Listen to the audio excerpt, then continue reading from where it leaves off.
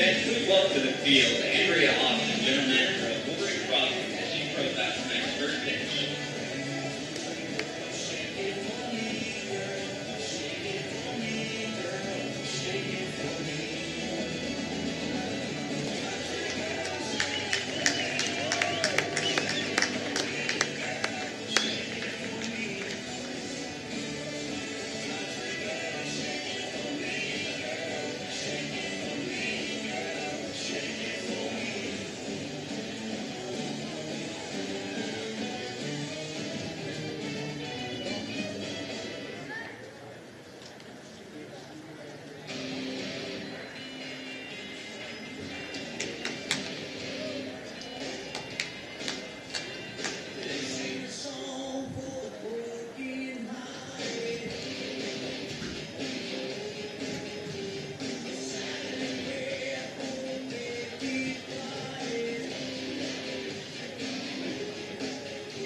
And now, fans, welcome to the field, our UVU Wolverines.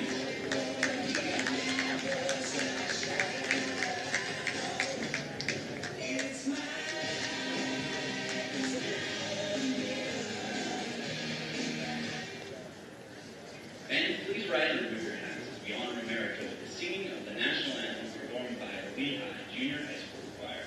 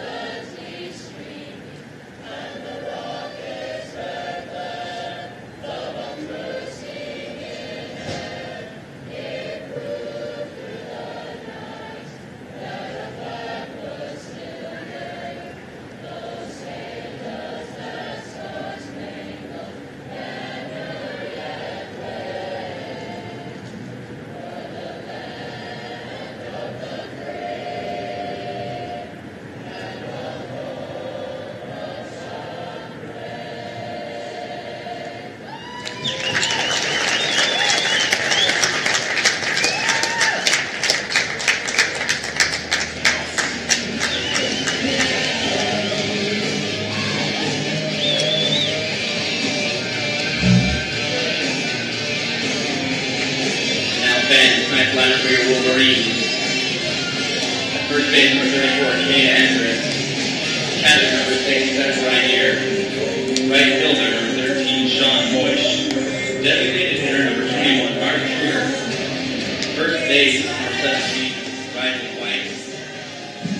And a pleasant good evening, everybody. Welcome to another edition of Utah Valley University Baseball here on WolverineGreen.com, getting set for the first of what will be a key Western Athletic Conference series against Seattle University, and the Wolverines sitting in third place overall right now, in second as far as seeding goes, with Grand Canyon not eligible. We'll talk about the seeding situation and the scenarios leading this weekend that will lead Utah Valley to attempting to clinch a spot in the WAC tournament, which will be held May 21st through 25th in Mesa, Arizona. 6 games remain on the WAC schedule, starting with tonight's game against Seattle at home. Final home series of the year. And a couple of things. First, let me say, I'm filling in for Jordan Bianucci, who usually does the home games. Now, Jordan will be back tomorrow. And then as well next week at Grand Canyon, at Nevada, I should say, Tuesday and a midweek, and the weekend at Grand Canyon, and then during the WAC tournament, should the Wolverines make it. Now, the magic number for the Wolverines to get in is just 3. It involves North Dakota. We'll talk, like I said, more about that as we go on. Let's first take a look at the starting lineup for Seattle University. The Redhawks 22-21 on the year, 10-8 in the WAC. Coached by Donnie Harrell in his 5th season. It'll be Chase Fields, the center fielder, Michael McCann, the first baseman, and Landon Cray, the right fielder, to lead it off. This is a very good offensive team with a couple of big bats in it that will face Danny Bettis and Chase Fields. Throws left, bats right, takes the first pitch for strike one from Danny Bettis. And Danny, 4-3 on the year, 3.10 ERA. Coming off a 10 strikeout performance, no walks, and that was last week, a week ago tonight, and in Las Cruces against New Mexico State. And so Bettis coming into this one here. A 4-3 record, 3.10 on the ERA. His second complete game it was, and 1-1 pitch is a swing and a miss, and a fastball on the inside corner at 90 miles an hour from Bettis. And the count 1-2. So we'll keep an eye at a lot of the action going on tonight in the WAC. Following Fields, McCann, and Cray, it'll be Brian Olson, the catcher, Colin Hendrickson, the shortstop. Here's the 1-2 pitch. It's up high, 2-2. So all fastballs so far from Bettis. Again at 90 on that one. Brock Carpenter will bat 6th. He's the third baseman. Sam Finfer, the DH, will bat 7th. Cash McGuire, the second baseman, will bat 8th. And the left fielder, Ryan Summers, will hit in the number 9 spot. Seattle, the second-ranked team as far as batting average goes in the WAC. As he Fields slaps one foul. Fields hitting .314 on the year. This is his 44th start. That's all 44 games for Seattle. Again, the Redhawks 22-21, 10-8 in the WAC. Lost 2 of 3 at home to Grand Canyon over the last week. And here's a sweet little pop-up towards Bogdan at second base. An easy play there, one away.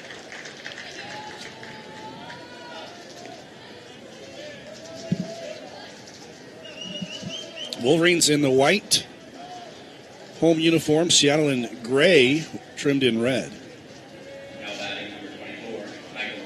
Umpires for tonight's game: home plate, Jim Garman; at first base, Danny Mascoro; and at third base, Gary DeFabio.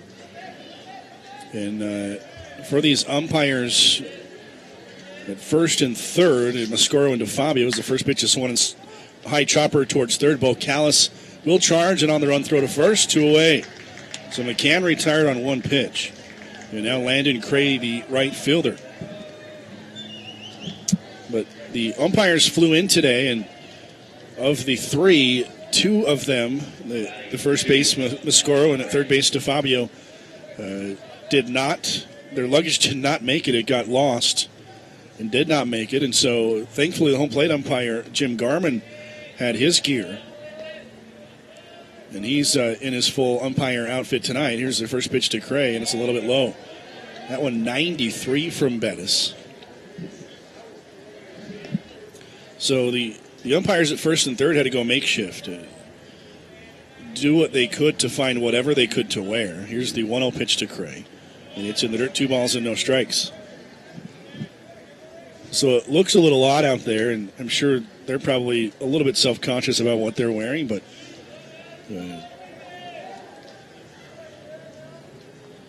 Todd Fisher and the game operations manager here found what he could find to outfit them in at least the right colors, the gray bottoms and the dark top. Here's a strike on the outside corner to Cray. Now Landon Cray hitting .372 on the year. That's tops in the WAC. The man on deck, Brian Olson, .359. That's third in the WAC. So 2 of the top 3 hitters in the WAC in this Seattle University lineup in the 3 and 4 spot. Here's the 2-1 pitch, and it's a little bit high, maybe outside as well, and the count 3-1. Well, Bettis on the year has struggled with the strikeouts to walks. Still has a negative number despite the 10 strikeouts, no walks last week, but has really kind of come into his own for the most part here down the stretch. Here's the 3-1 pitch, and it's on the outside corner, and the count full. So Danny Bettis runs the count full against Landon Cray. Cray has not swung the bat so far in this plate appearance. 2 home runs, 17 runs batted in. Payoff pitch coming from Bettis. The wind and the pitch, and a swing and a miss, strike 3. And he went off speed, 83 away on the changeup. And he got Cray to strike out, swinging. a guy who does not strike out. Just the 10th time this year in 138 at-bats that he has struck out. And pretty good numbers there for Cray, and Bettis gets him swinging to end the top of the first inning. So 1-2-3 first for Danny Bettis. And now the lineup for the Wolverines. A little bit of a change at the top of the lineup. Cade Andrus is going to lead off and play left field. Seth Reinier, the catcher, will bat second. Sean Moish in right field will bat third. Mark Kruger, the DH, will bat fourth. Riley White at first will bat fifth. Craig Brinkerhoff in center field will bat sixth. Grayson Bogdan at second base will bat seventh. Bo Callis over at third and batting eighth. And then Cam Zollinger rounding out the lineup in the number 9 spot. He's the shortstop. And the starting pitcher for Seattle University, Skylar Genger, he's 4-0, a 3.08 ERA.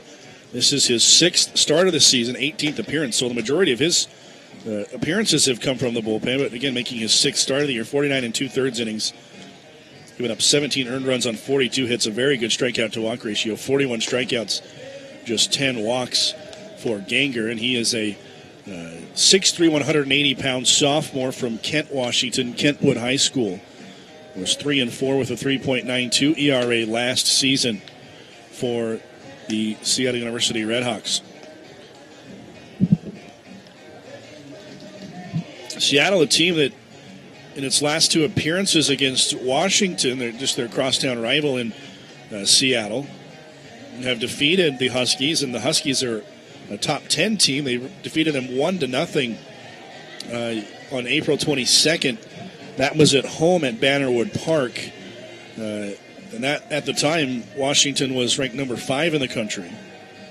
So a 1-0 win.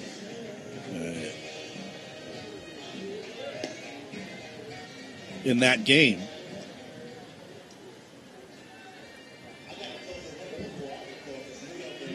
And it was Skylar Genger, tonight's starting pitcher, who gave up just 3 hits in 7 1/3 innings.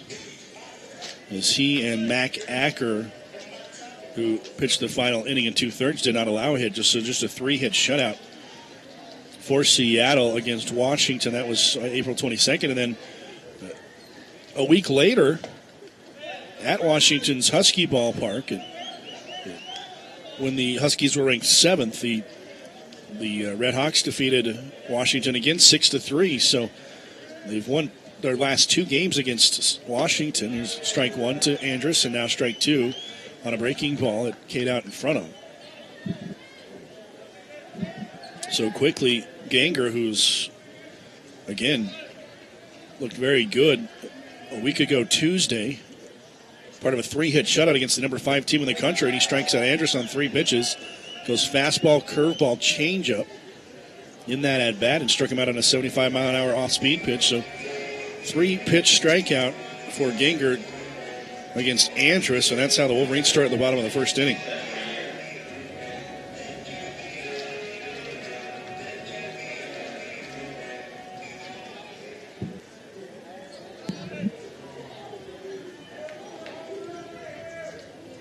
Here's Seth Reinier, and Reinier, a changeup he sees on the first pitch, and it's a called strike, 1-0. Did you get a t-shirt? How many do you have with you? Okay. Yeah, do you want one more? 1 strike to Seth Reinier. This one, he's going to wear it. A fastball that hits off the left thigh of Reinier. And he will be the first base runner of this ball game.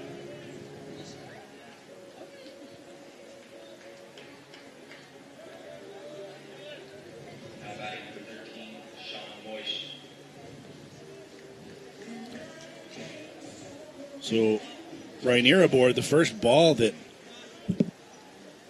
Genger threw in his appearance today, and it's a ball that hits Seth Reinier. So he's at first. Here's Sean Moish, who's been extremely hot. First pitch curveball in there for a called strike. And we can see, at least so far, Genger is a guy who likes to mix it up. He threw 3 different pitches to Andrus. Started Reinier with a changeup, then hit him with a fastball at 85. And here he starts Sean Moish with a first pitch curveball. Moish hitting from the left side, a switch hitter. Had 3 home runs in the trip to New Mexico, 2 in the series against New Mexico State, both coming in the same game on last Saturday. and also homered in the first inning in a win at New Mexico. Another move to first by Ganger.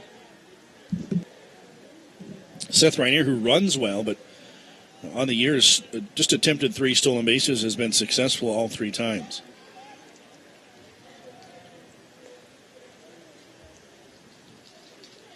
Oh, 1 pitch. Moish out in front, a changeup. Swings through it, and the count 0-2.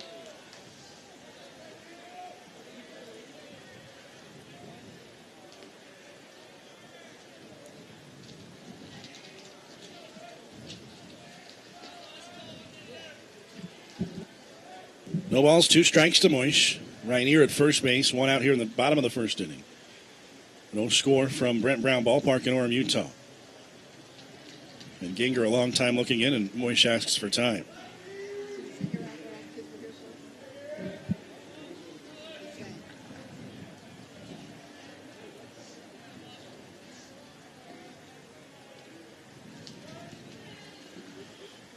There's the 0-2 pitch low, and Rainier's going to take off on ball in the dirt. He's going to get there. A nice read from Seth.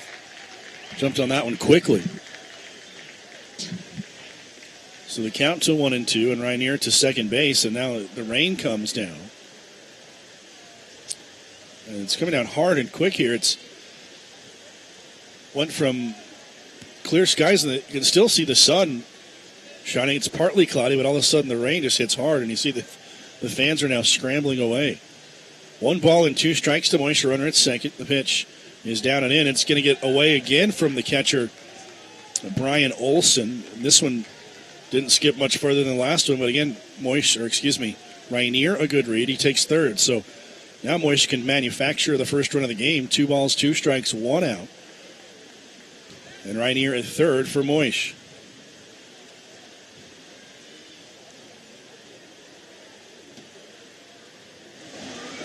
And you turn off the crowd mic, you can actually hear the rain. Kind of pounding the top pavilion here above Brent Brown Ballpark. 2 balls and 2 strikes to Moish. Here's the pitch from Ganger. He swings and misses, and he gets him on a changeup. In a strikeout situation, Ganger strikes out an extremely hot Sean Moish. And there are 2 outs in the inning, and now the Wolverines need Mark Kruger to come through with a hit.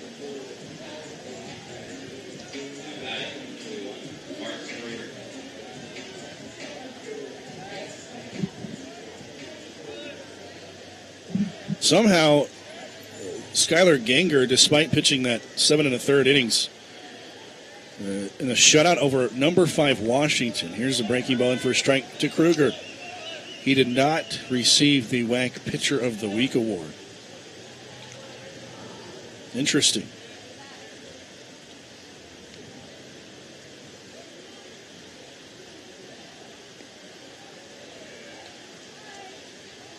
Oh, 1 to Kruger, swung in line towards center field. Base hit past the glove of the shortstop, Hendrickson. And that's going to score the run. Rainier scores from third, and the Wolverines on top 1-0. So the 2 wild pitches, and Rainier probably scores if he's from second, but the 2 wild pitches in that situation on back-to-back pitches allowed Rainier to go to third, and he scores easily. So Kruger with the RBI single, 1-0 Wolverines here in the bottom of the first inning. That was a low liner just past Hendrickson, who dove towards the middle. Here's Riley White, first pitch swinging on a changeup again. He swings through it, it's 0-1. So the Wolverines already here in the first inning have seen a heavy dose of off speed from Kyle Ganger, and no one's put the bat on it yet. The hit from Kruger, a fastball. Ganger taking a long time looking in. Kind of daring White to call time, and Riley finally does.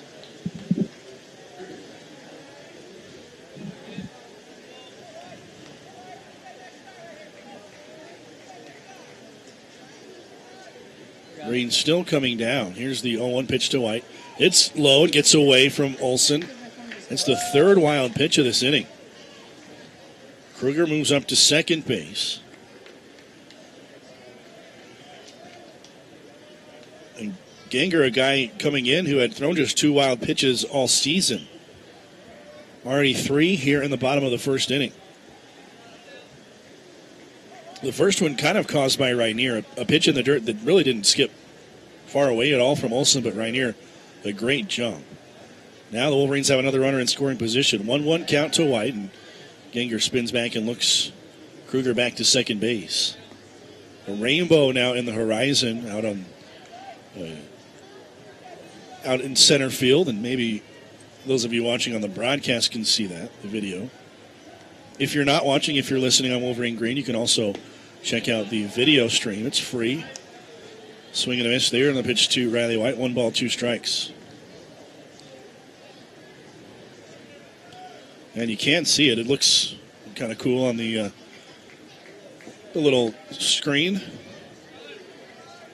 That rainbow out beyond the left center field. 1 ball, 2 strikes, and before the pitch again, Ganger is going to spin back and look Kruger back to second. 1-0 the score here in the bottom of the first. And the 1-2 pitch, swing and a miss. Another changeup at 75, and the Wolverines strike out 3 times in the first inning, but get a hit by pitch to Seth Rainier. He moves up 2 bases on 2 wild pitches and then scores on the Mark Kruger single. So Wolverines do get a run to strike despite Ganger striking out the side. On 1 hit, 1 left after 1. Utah Valley 1, Seattle 0. Fans, your attention, please. Direct your attention to the top of the dugout where we have our marketing representatives wearing our new...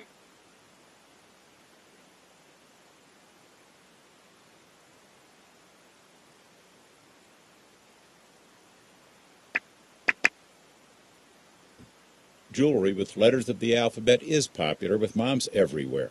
This Mother's Day, Shane Company takes the concept to new heights of personalization with our customizable initials. To create Mom's gift, start with her initial in either 14-karat white or yellow gold. Then we'll add your choice of a diamond, a natural ruby, or a natural sapphire in pink, yellow, green, lavender, orange, or a blue sapphire.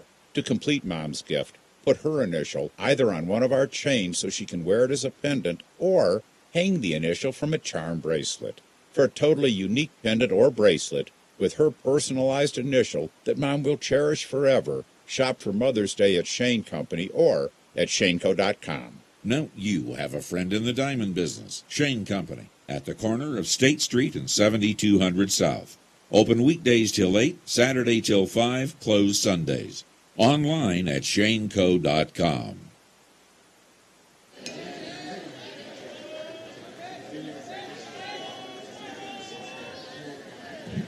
It'll be Brian Olsen to lead off the top of the second inning for Seattle University. First pitch from Danny Bettis is chopped towards third, but foul. So Seattle with Landon Cray in the 3 spot. Bettis struck him out to end the first. And then Brian Olsen right behind him. So the middle of the lineup for Seattle.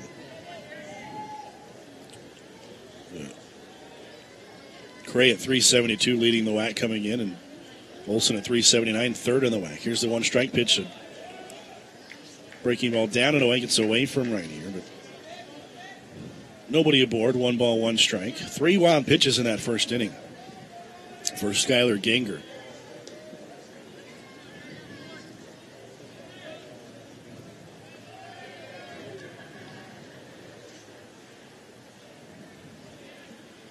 Here's the 1-1 to Olsen. Breaking ball again, misses high, and the count 2 balls and 1 strike.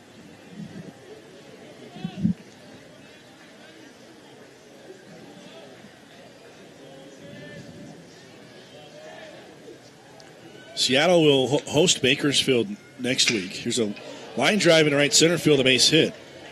And a 2-1 pitch, and wide over to field, Moish over to field. It kind of bobbles, but after a hard turn at first, Olsen back in with a head first dive. No throw, though. But he's got the first base hit. He's the first base runner for Seattle here to begin the second inning. Now the shortstop, Colin Hendrickson. Seattle will play at Washington one more time. That's next Tuesday. And then Bakersfield Friday, Saturday, Sunday. They'll actually play Washington's, actually Thursday, Friday, Saturday, the Bakersfield series. And then play Monday against Washington State. That's an odd game right after the final WAC series and before the WAC tournament. Here's a pitch. This is just a little bit high to Hendrickson for ball one. Neither Utah Valley nor Seattle. So the only team that's clinched a spot in the WAC tournament so far is Sacramento State. Here's the 1-0 pitch, and it's wide. 2 balls and no strikes. And Sacramento State can actually clinch the WAC regular season title this weekend if things fall into place. But 2-0 count now to Hendrickson.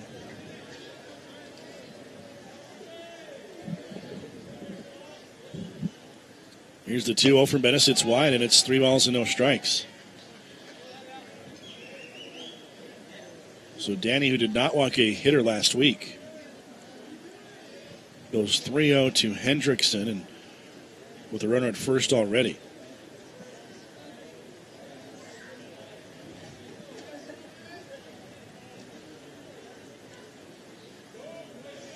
Genger, the starting pitcher for Seattle.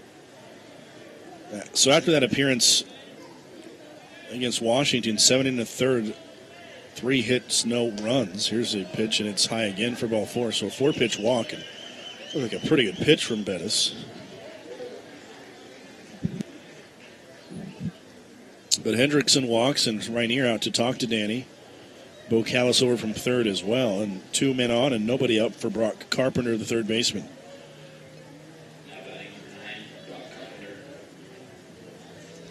So Genger, who did not win Pitcher of the Week, despite beating Washington, 5th-ranked Washington. A week later against Grand Canyon, it was a 2-1 win over Grand Canyon. Genger threw 7 2/3 again. This is the first pitch, a strike to Carpenter. No earned runs, 1 run on 4 hits, 4 strikeouts, 1 walk. So he's thrived in a starting role for Seattle. A no decision in the game against Grand Canyon. We got the win against Washington. 1 strike pitch. Carpenter swings and hits this one in the air to center field. Brinkerhoff's going to move towards left center and make the catch. Tagging at second as the throw comes in. It's a little bit wide. Both runners actually tag. And a throw on line might have a chance to get the runner at second, Olsen, but Hendrickson tailing him. A nice job. Moves to second, so it turns into a very productive out for Brock Carpenter. As good as a sacrifice, and now runners at second and third for Sam Finfer, the designated hitter. Brinkerhoff with a huge arm in the outfield, but on that throw, not accurate.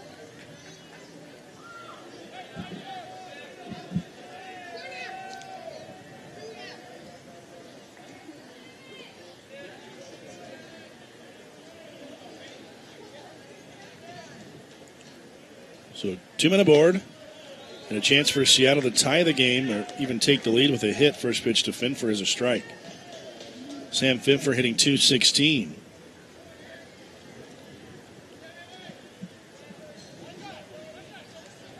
.97 at-bats, 21 hits. 6 RBIs on the air and a chance to really add to that total right here. A base hit could give Seattle a 2-1 lead and score a couple. Here's the pitch, and it's up and away. 1 ball, 1 strike to Finfer, who is the DH. Bats left, throws right.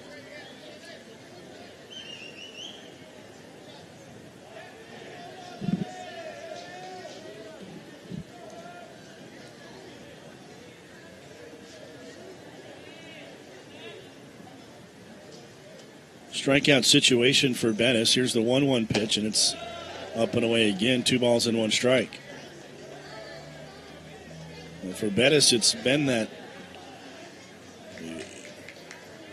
control issue that's hurt him this season. A guy with a negative strikeout to walk ratio, yet he's still got a 3.10 ERA, so he's pitched through a lot of things that he's hurt himself on, and here he misses again up high, and it's 3-1.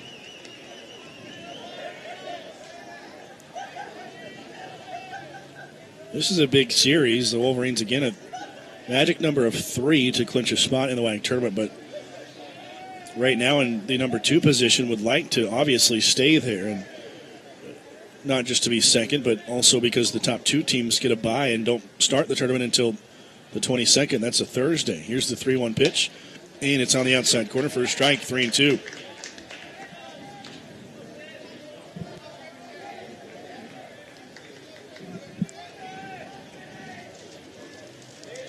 Bettis does have first base open, so he doesn't have to give in to Finfer here. He struck out Cray in the first inning on a 3-2 changeup.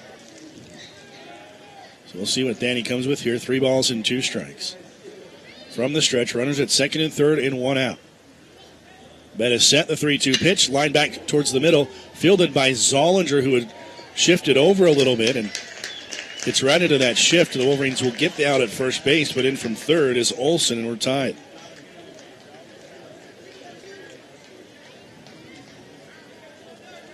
So an RBI for Finfer as Hendrickson moves to third. And the ball he made good contact on, but again, Cam Zollinger shaded towards that middle against the left-hander Finfer, and the positioning there worked perfectly. Because if Zollinger's in his normal spot, that's a base hit, and it's probably 2 runs. So here's Cash McGuire, the second baseman, 2 outs, and a runner at third. The first pitch inside, a little bit high, and the count 1-0.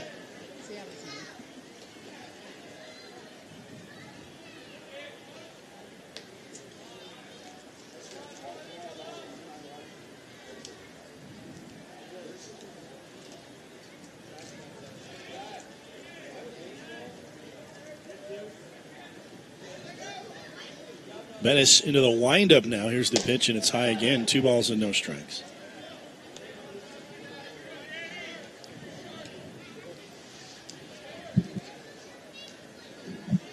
Grand Canyon leads 3-1 at North Dakota. That's bottom of the 8th inning.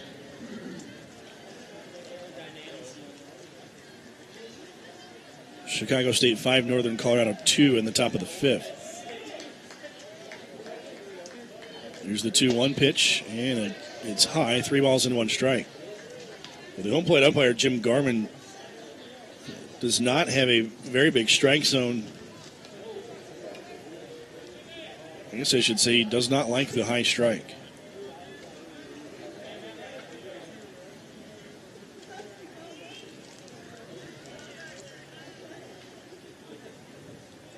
Here's the 3-1 pitch, and it's a low strike, the count full. Sacramento State at Texas Pan American. And the game against the North Dakota Grand Canyon game has actually gone final of 3-1. So the magic number now 2 for Utah Valley to clinch a spot in the WAC tournament. A win tonight would make that 1. Here's the 3-1 pitch. Swan popped up in foul territory, carrying over to the Seattle side. Riley White, the first baseman, has got a beat on it, though, and makes the catch to get out of the inning. Seattle does strike with the run. Brian Olsen, the leadoff single, comes around to score on the ground out by Sam Finfer after an inning and a half. Utah Valley and Seattle University tied at 1.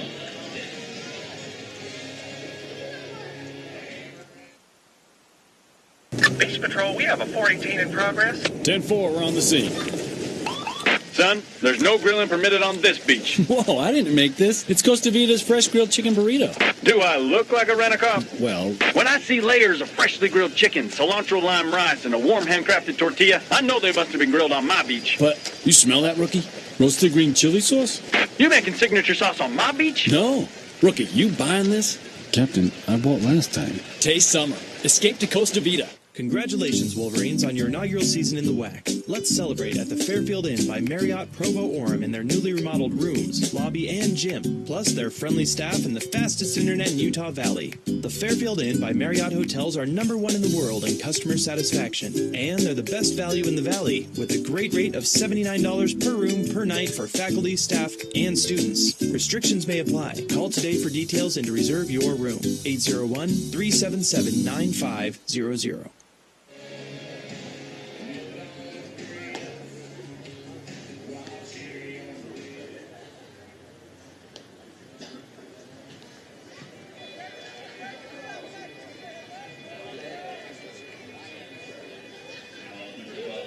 Bottom of the second inning, Craig Brinkerhoff will lead it off for Utah Valley.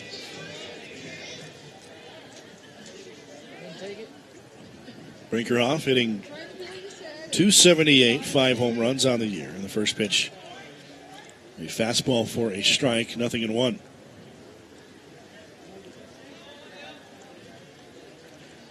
Well, Craig lately has been struggling. Here's the 0-1 pitch. Lines this one hard past third, but foul.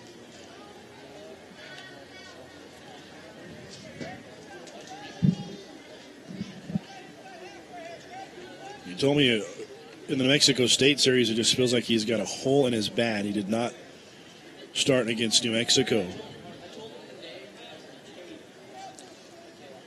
Here's the 0-2 pitch. Breaking ball, one popped up on the right side. The first baseman McCann over on the run. Makes the catch and kind of slides at the same time to retire Brinkerhoff for out number 1.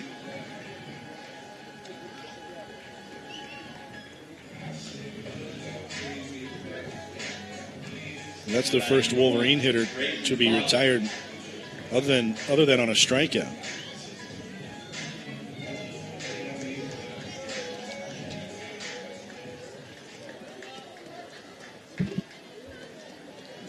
One out in the second inning. Here's the second baseman, Grayson Bogdan. First pitch, fastball low.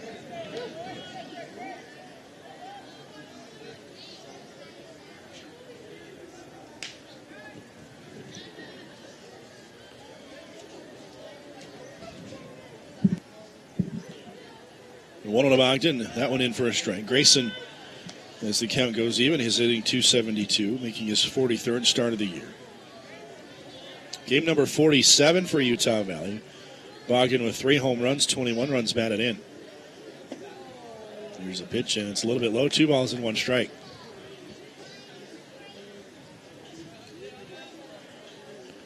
So a lot of action to keep an eye on tonight. Both Bakersfield and Sacramento State games loom large in the seeding portion of the WAC tournament. Here's the pitch to Bogdan, swing and a miss on a fastball on the count 2-2. Texas Pan American leading 1-0 in the top of the second inning. It's a pretty good pitching matchup there. It's Brendan Lateo versus Sam Street. Here's the 2-2 to Bogdan. He swings and hops one towards the third baseman, Carpenter. On his hands, the thing jammed him. And Carpenter throws across to retire Bogdan for out number 2.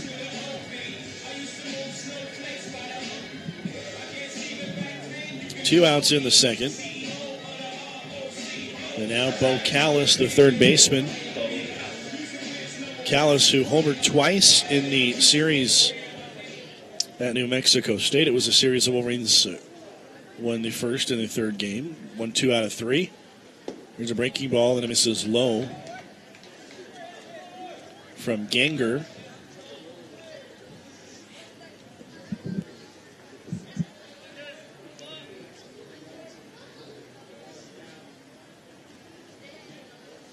The 1-0 pitch is a fastball high, 2 balls and no strikes.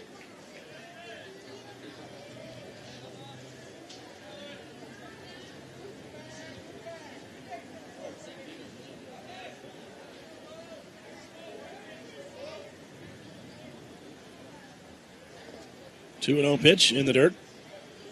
And the count 3-0. The game between New Mexico State and Bakersfield starts in about 25 minutes. That Northern Colorado-Chicago State game has no bearing on the WAC tournament. Those are the 2 teams in the second to last and last spots in the WAC. 3-0 pitch in for a strike, and the count 3-1.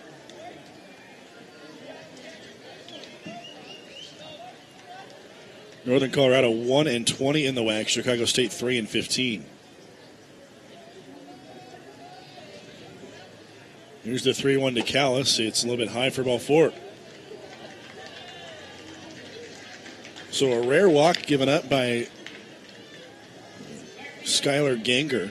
It's the 11th walk this season.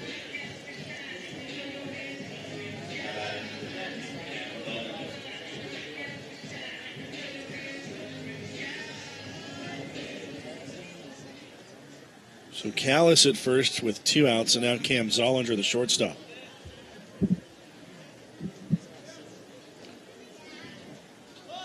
Zollinger shows bunt, takes a pitch, and it, I guess, runs a little bit low for ball one. Well, a lot of clouds before the game, about 15 minutes before game time, so they turn on the lights, and now the sun is peeked back out through the clouds after a very quick hit of rain and a rainbow in the outfield. The sun is now out.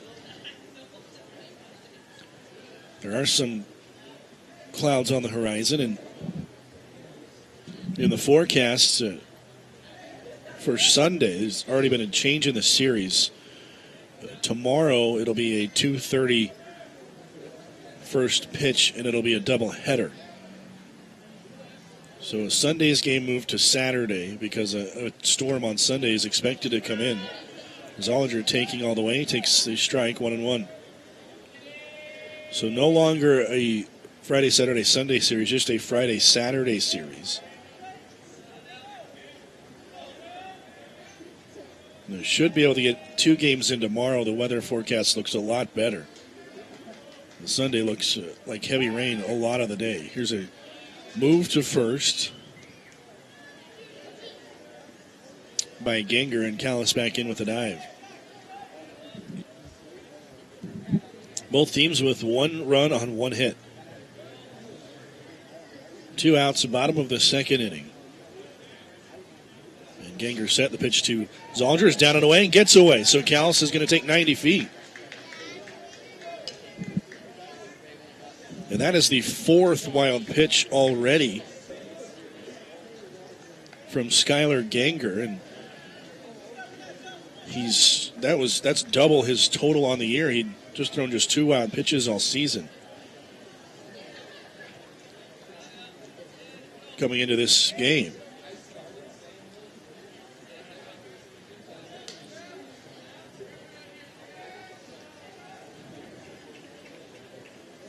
Two and 1 to Zollinger with Callis now in scoring position, so a hit could give the Wolverines back the lead. And Ganger spins back, looks at second, and Callis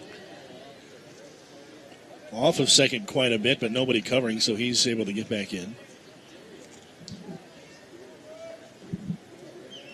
So it looked like Ganger did that on his own because neither McGuire, the second baseman, nor Hendrickson, the shortstop, were covering. Here's the 2-1 pitch, and it's down, and it gets away. Callis is going to head towards third. Here's the throw, not in time. And another wild pitch.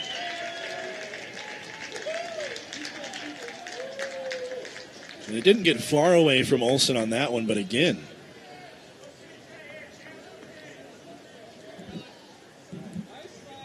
And it rained earlier. I don't know if the balls are still wet. Shouldn't be. But 5 wild pitches thrown by Skylar Ganger, and we're in the bottom of the second inning. Here's the 3-1 to Zollinger. He swings and pops it up. On the infield, it's McGuire, the second baseman, shading his eyes with the glove, and he puts it away to retire the side. So Ganger pitches around the wild pitches and gets through the second unscathed. After 2, Utah Valley and Seattle tied at 1. Captain Sorensen here for the guaranteed best meatballs anywhere. Firehouse Subs Meatball Sub. King of the meatballs, that's for sure. Without equal. Well, technically, the Firehouse Meatball does have an equal. The Firehouse Meatball Sub you eat today is just as amazing as the one you'll eat next week, and every week after that. So basically, they're co-rulers. That what you're saying? I'll put it this way. Nothing compares. And no wonder Firehouse Meatballs are specially blended with premium ground beef and pork, aged Parmesan cheese, toasted breadcrumbs, and Italian spices. And the crown? Our zesty marinara plus melty Wisconsin provolone. And the throne, please? Our perfectly toasted private recipe sub rolls. It's the classic Firehouse Meatball Sub. Guaranteed to be the best meatballs you've had anywhere. Try it today, only at Firehouse Subs. Take one bite. Our way beats their way. If you don't agree, it's free. Look for us on Facebook, Twitter, and FirehouseSubs.com. Firehouse Subs, founded by firemen.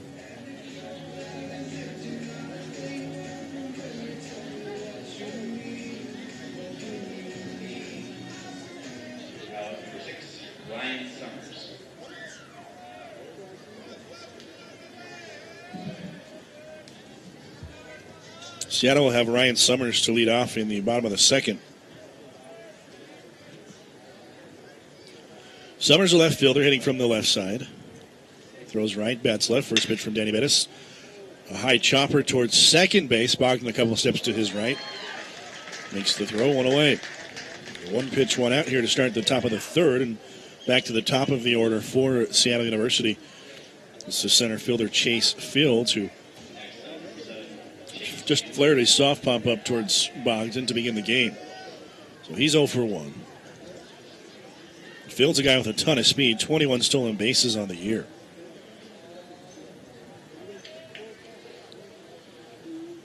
His updated average, 312. After being retired in the first.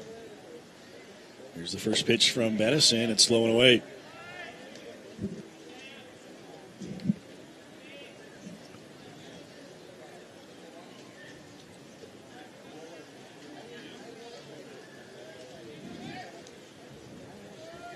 They move to the third inning in Edinburgh. Still 1-0 Texas Pan American. Here's the pitch, a chopper towards the middle. A long run for Zollinger. He'll fail spin throw to first, and it's high and over the head of the first baseman White, but ricochets off the sidewall and does not allow the runner Fields to move to second, but an infield single there. It was a long run for Zollinger. Wolverines do catch a break as the throw just kind of sailed over the head of White at first base. Rainier also backing up, did a nice job as well. So Rainier, the catcher, backing up that play at first. So here's Michael McCann, and now the Wolverines will have to be concerned with Fields, their guy at first base. Not running on the first pitch, it's up and away for a ball.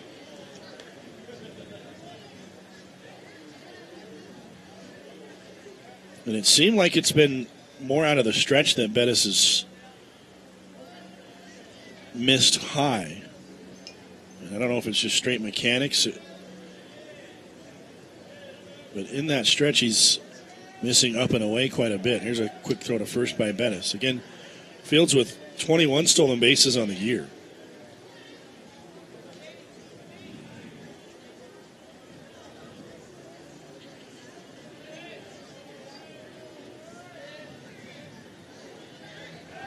And again, a throw to first by Bettis.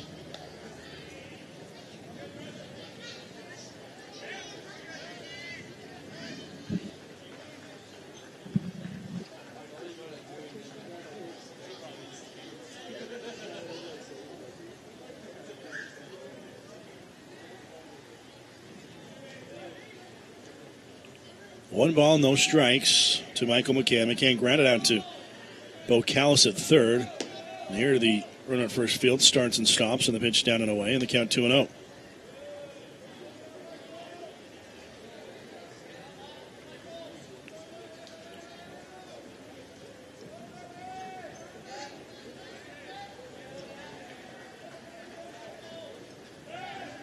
And a throw to first by Bettis.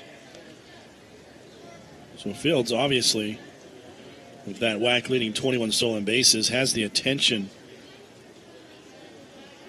of Bettis, but he's got to throw strikes to McCann. Here goes Fields. Here's the pitch. It's high. Throw down to second base is not in time. Ricochets off the glove of Bogdan and into shallow center field. Now Zollinger's throw is high, but Callis able to corral it in. And so a stolen base and then an error.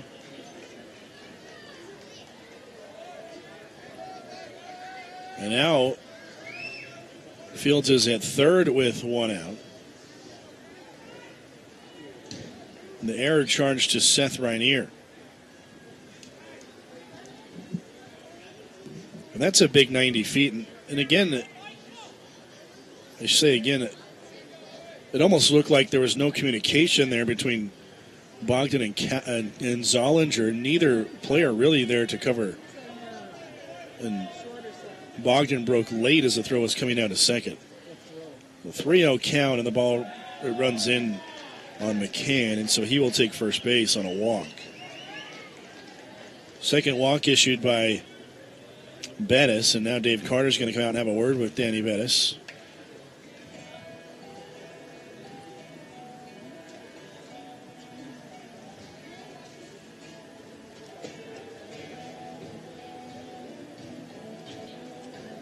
So first and third for Seattle here in the second inning. Third inning, 1-1 the score. First and third, one out, and now Cray and Olson are the next two hitters. The heart of the Seattle lineup.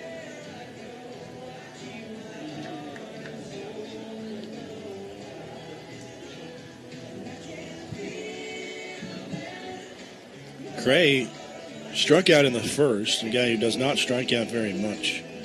Just the 10th time this year that he struck out in 138 at-bats. Cray hitting .370 on the year, has a .467 on base percentage, slugging .471. And an RBI opportunity for him in this situation, has 17 runs batted in on the year.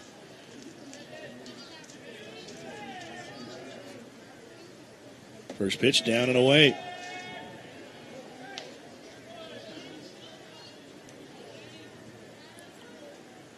Bettis in his last now 4 starts on the road at Sac Stadium, won 6-0 at home against. Here's a pitch line towards center field. That's going to drop in a base hit. Seattle's going to take the lead. Cray with an RBI single. It's 2-1. Bettis at home against Northern Colorado struggled, and then last week on the road at Mexico State was as good as he's been all year. Now back home, and he's struggling early here. 2-1 the score.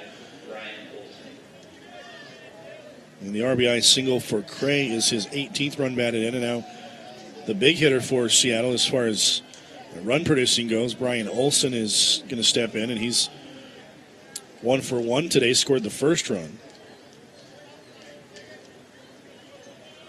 So for now, the run that Field scores is unearned.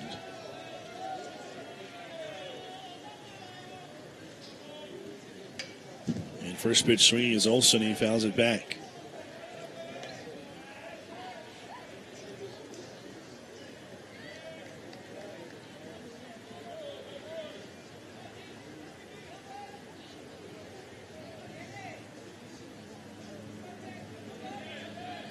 Nothing in 1-2. Brian Olson now hitting .363 on the year. 43 runs batted in to lead the team. Here's the pitch, chopped towards the middle. Zollinger's going to field it, flip to second, on to first, and a double play. So a 6-4-3 double play that ends the inning. And that'll keep that run unearned, but Seattle does take the 2-1 lead after a 2.5. It's Seattle 2, Utah Valley 1 on WolverineGreen.com.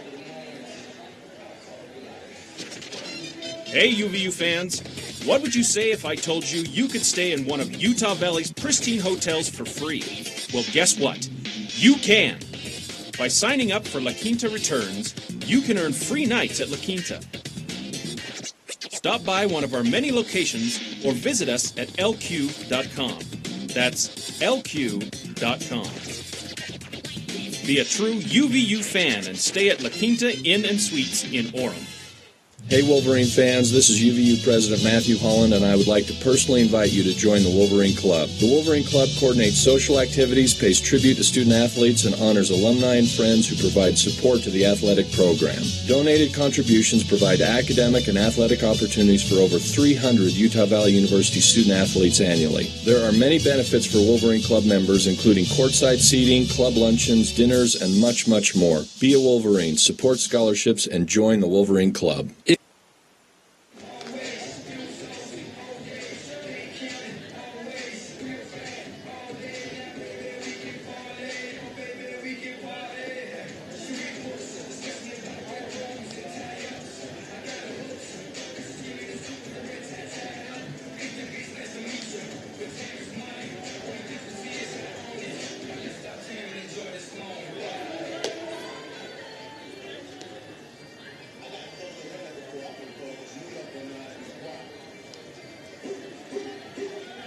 Bottom of the third inning, Skylar Ganger back out, and he's now got a 2-1 lead after his team put a run on the board in the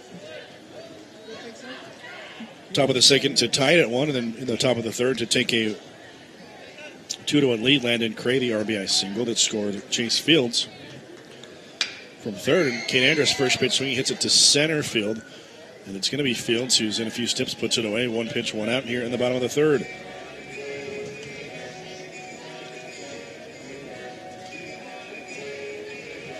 So Andrus now 0 for 2.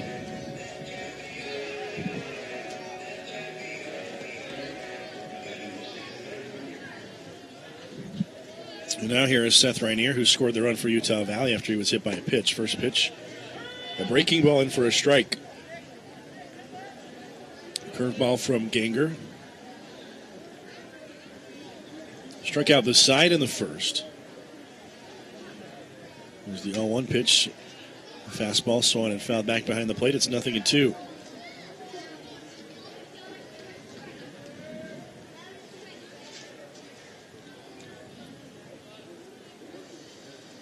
Oh-2 from Ganger to Rainier, and a changeup just outside.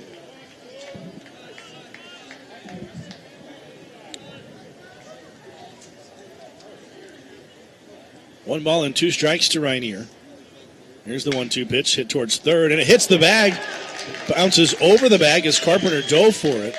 Around hard at first is Rainier, but Summers, the left fielder, retrieves it quickly. So the Wolverines with a hit. Not sure if Carpenter is able to get that if the ball doesn't hit the bag, and even if he does get it, not sure he's able to get Rainier, but Rainier's going to have a base hit. So he's aboard with 1 out here in the third, and now Sean Moish. Moish, who struck out on a changeup in the first inning. Again, last week extremely hot, 6 for 12 in that series at New Mexico State. Also had the 3-run home run, had a double, and then the win over New Mexico on Monday. 12-8 win at New Mexico. The Co-Mountain West leaders entering this weekend's play. Here's the pitch to Moish. He lines this one to first. It's one hop and a nice play there by McCann. Throws to second, back on to first, and not in time. And I think if McCann could do that again, he'd probably step on first and try and get Rainier going to second. But I think a little bit there was just surprised to find the ball in his glove. That thing was hit very hard by Moish, and a one-hopper that McCann made a great play on. And he does get the lead runner, so 2 outs in the inning, and Moish the runner at first. Reaching on the fielder's choice. Rainier retired 3-6. So now Mark Kruger, who's 1 for 1 with that RBI single in the first. First pitch to Kruger is a changeup in there for a strike. So it's apparent early on that Jim Garman, the home plate umpire, will call the low strike. That was a pretty low changeup to Kruger. Does not like it at all near the letters. So low ball umpire. He's been right on the corners so far. Here's a throw to first to check on Moish.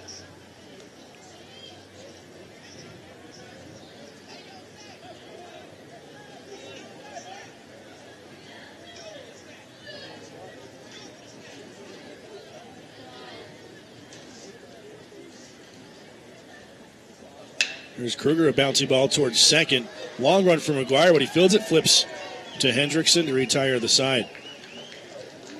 So good contact from both Moish and Kruger, but Seattle makes the plays there to get through the inning, and the 1-out base hit does not come back to get Ganger after 3. Seattle 2, Utah Valley 1 here on WolverineGreen.com.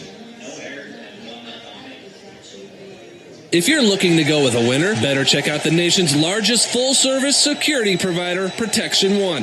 Protection One serves over 1 million residential and business customers all across the country. Protection One has a 95.6% customer satisfaction score and an A-plus Better Business Bureau rating. And if you're looking to make a great career move, Protection One is hiring now. Visit careers@protectionone.com for details, or drop by our Career Center just off the University Avenue exit of Interstate 15 and head for 1290 Sand Hill Road in Orem, or visit youdon'tknowp1.com.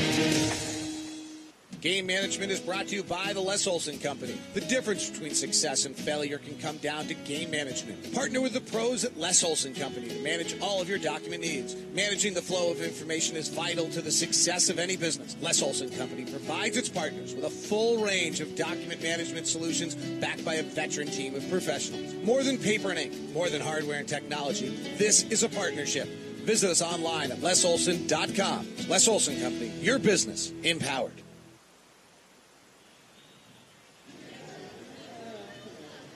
Shortstop Cullen Hendrickson will lead off the top of the fourth inning, 2-1, Seattle in front. The Redhawks have scored a run in each of the last two innings, and Hendrickson, who walked in the second inning, swings and misses at the first pitch. An off-speed pitch from Danny Bettis.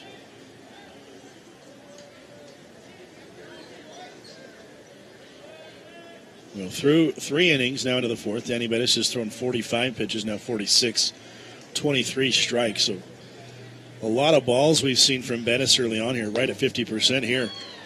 On another changeup, he has Hendrickson again out in front. He swings and misses for the second straight pitch, and it's 0-2.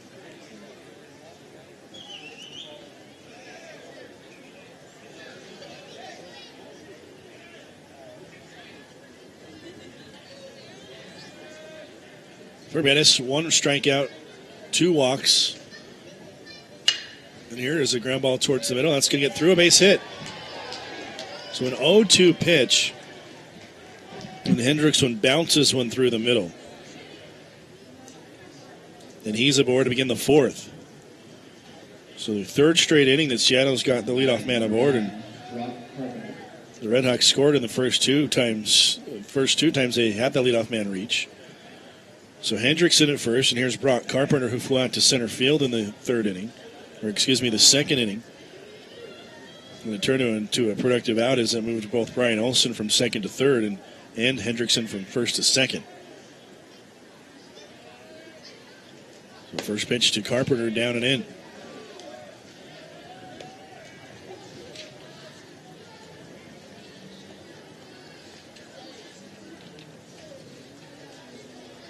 Brock Carpenter, 6'3", 195-pound freshman.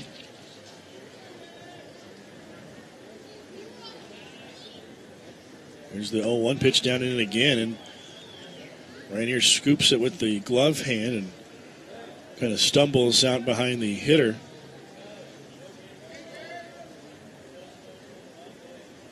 They count 2-0. Bettis retired the side in order in the first. It has been in trouble in each of the next 3 innings now. Here's a swinging a hard hit ball to left. Andrus on the run. He's going to reach up and make the catch. Well struck there by Carpenter, but Andrus got a good read on it and caught it maybe a step or two onto the warning track right in front of the wall in left. It's shallow here in left at Utah Valley at Brent Brown Ballpark in Orem. It's 305 down the left field line. The wall is a high wall, and it does jet out almost immediately. 305 down the left field line, 312 down the right field line. But big in the gaps, 429 in left center, 408 in straightaway center. So 1 out of the inning. Here's Sam Finfer, and the throw to first by Bettis. Finfer, who grounded out to short. To Cam Zollinger, who was shifted towards the middle. The ground out did produce the first run. So Finfer with an RBI in the second inning that scored Brian Olson.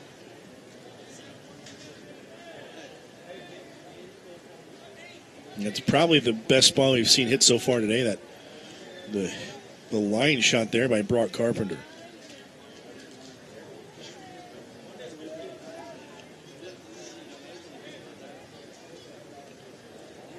So Finfer 0 for 1, but has the RBI. Bettis set a long look in, and here's the first pitch, and it's down and in. 4-1. 4 hits so far for Seattle, 2 runs on the 4 hits. Wolverines are run on 2 hits.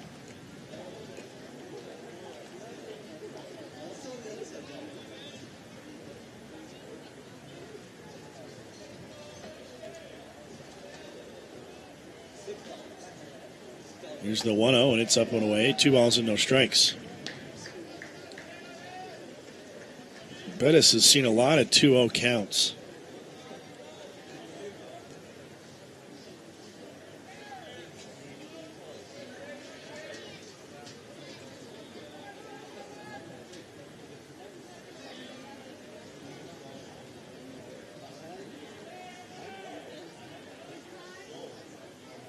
There's a swing and a line drive into right field. That's going to drop in a base hit in front of Moish.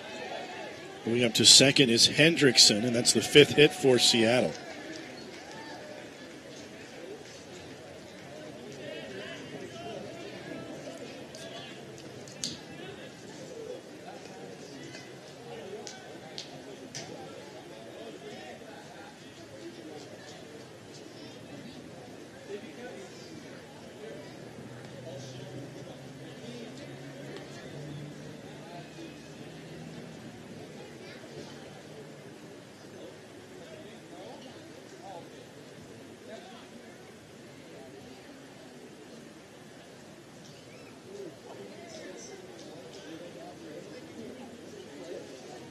Patrick Wolf now up in the bullpen for Utah Valley.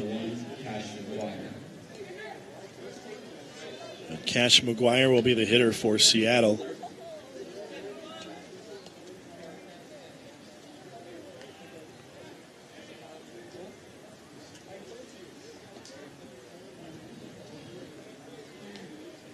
The Texas Pan American Sacramento State game is in a lightning delay. First pitch to McGuire in there for a strike. So Bettis starts the hitter off here for strike one.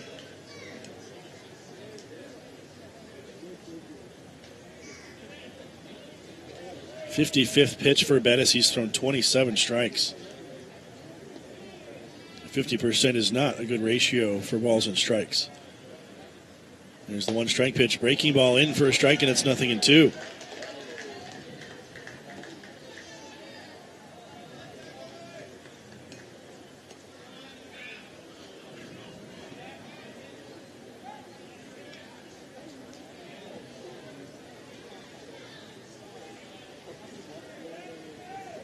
Bettis looking for a ground ball chance to get out of the inning. He got the double play to end the third. Here's the 0-2 pitch. Swanson hit down the right field line, but foul. The fastball away to McGuire at 92.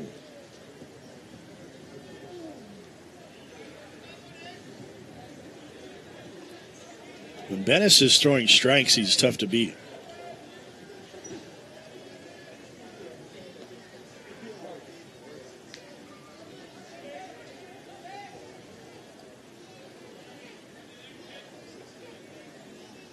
Another 0-2 pitch coming, a breaking ball that's high, a slider there.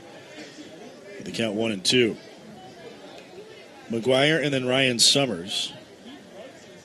Seattle trying to score for the third straight inning.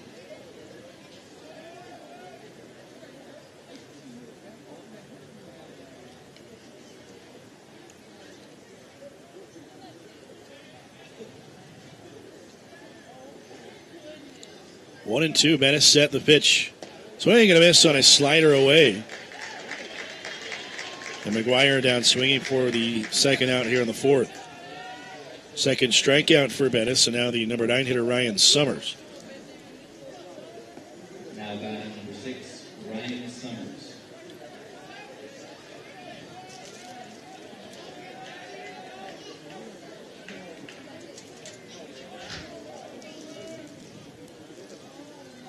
Summers, who grounded out to second to begin the third, first pitch of the inning. So we've seen just one pitch from Bettis so far. And the first pitch is in for a strike. So Bettis goes 0-2 to McGuire and eventually gets him on a 1-2 pitch. Now goes 0-1 to Summers.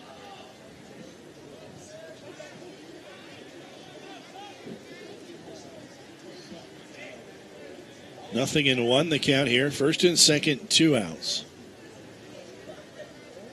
There's a breaking ball. Hits the outside corner. And the count 0-2.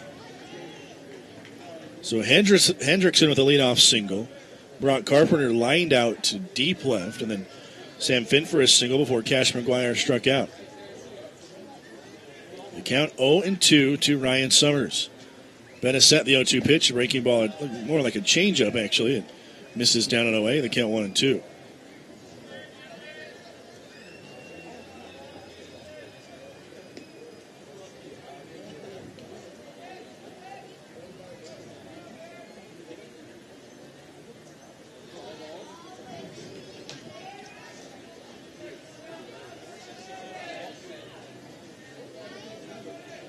1 ball and 2 strikes now to Summers. And the pitch breaking ball just missed. Bettis thought he had strike 3 on the curveball in the outside corner, but did not get the call, and the count 2-2.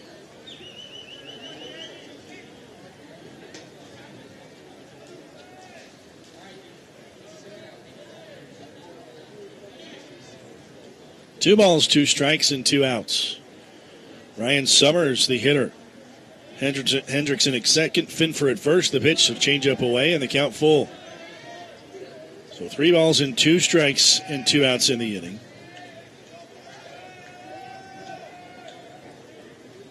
Then Bettis facing Summers, the number 9 hitter. Now the runners will be off on the pitch. But if Bettis allows Summers to reach, they'd be back to the top of the lineup.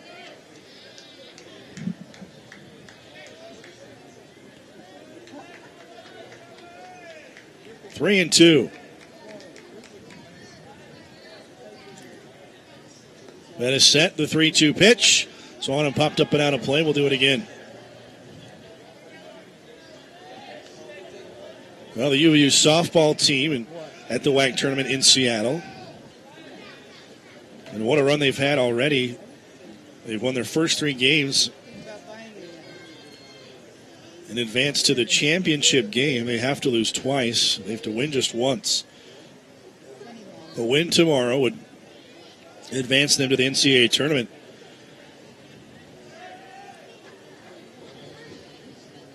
Three balls and 2 strikes. And here's the 3-2 pitch. The one that popped up again and out of play. Cam Zollinger went back to second base before the pitch. I'm not sure if there's miscommunication there or what, but Bettis went to the plate.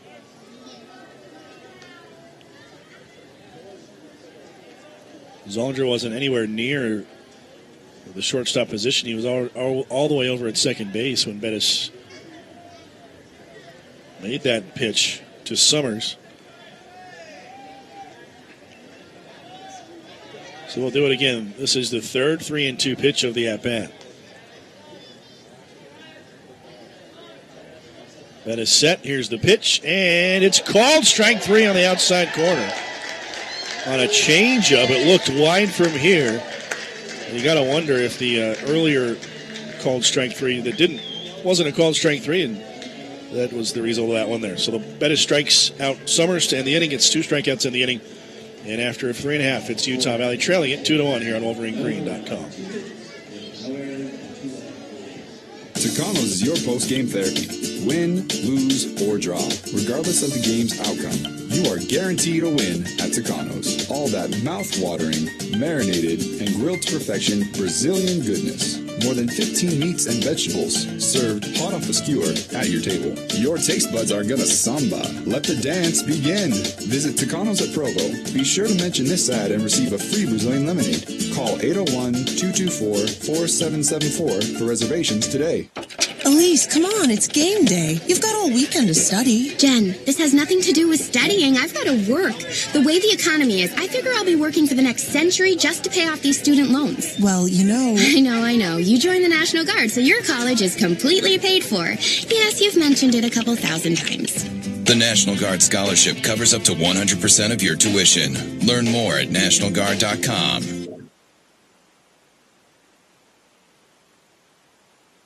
Hi, I'm Dave, a UVU student majoring in digital media.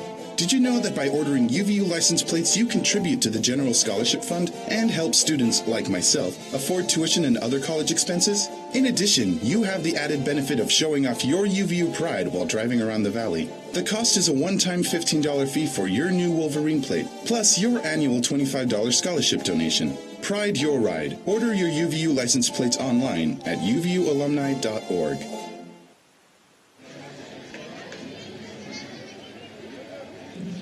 Bottom of the fourth inning, Utah Valley trailing 2-1 to Seattle, and Riley White's going to lead off for the Wolverines here in the fourth against Skylar Ganger, and the first pitch breaking ball from Ganger, a strike.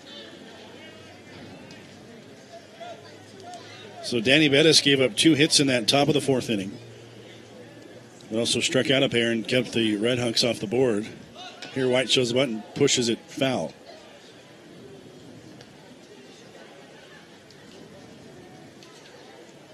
Riley White, who struck out to the end of the first inning.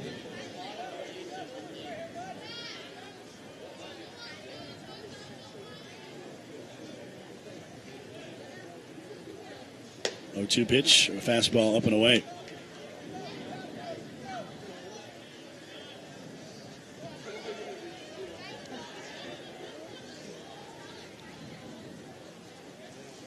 One, 2 to White. Pitch called, strike 3 on the inside corner. Second time White's gone down on strikes. First time he struck out swinging, this time looking. So he's 0 for 2, and now Craig Brinkerhoff, who fouled out to first in the second.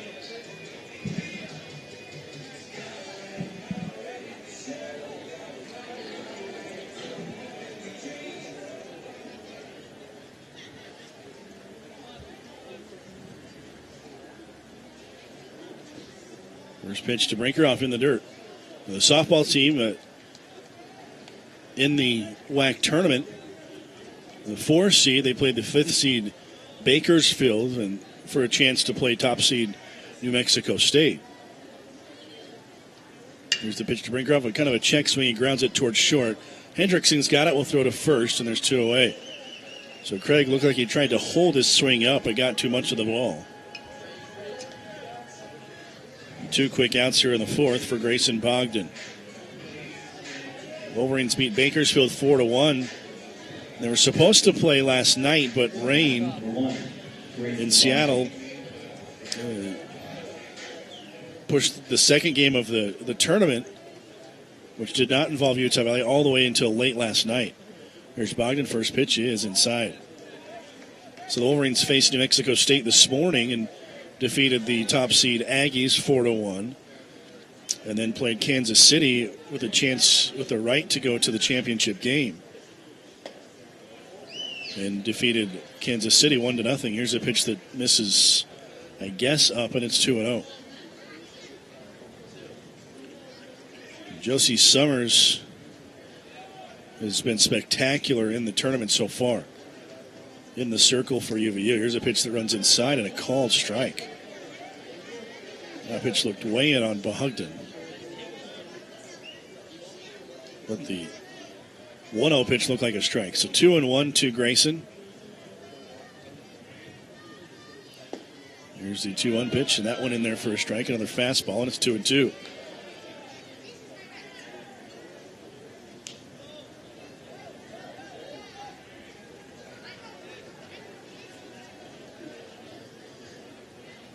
Two pitch to Ogden, down and away, and the count full. So the Wolverines will play in the championship game tomorrow. They'll have 2 chances to win 1 game. If they win tomorrow, in the game that starts at 1 o'clock, they'll advance to the NCAA tournament. Here's the 3-2 to Bogdan, way out in front. He swings and pulls it foul.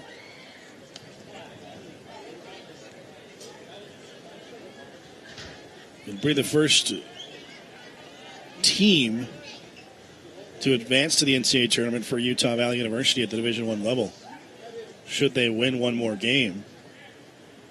Wolverines' first season in the WAC. Here's a swing and a high pop-up on the left side into foul territory. It's Carpenter, the third baseman, in front of the Wolverine dugout, and he makes the catch. So Bogdan retired on the foul out, and the Wolverines go in order in the 4th. 4 complete. Seattle 2 and Utah Valley 1. UVU fans love their athletics. But did you know that they love to stay at La Quinta Inn and Suites across the street from UVU? Yes, that's right. With La Quinta's Bright Side Breakfast, free wireless internet, workout room, heated indoor pool and spa, great rooms, and friendly staff, what's not to love? Be a true UVU fan and stay at La Quinta Inn and Suites in Orem. As an alum of UVU, there are many benefits, like the UVU alumni card. The card gives you access to the UVU Library and Activity Center. In addition, cardholders can also get discount tickets to UVU sporting events and even 15% off UVU apparel at the bookstore. Other benefits include on-campus dining discounts or local restaurants, including Applebee's and Chili's, and discounts on UVU intramural registration fees and selected outdoor adventure center rentals. And the best part is, the card is free. Apply for the UVU Alumni Card online at uvualumni.org.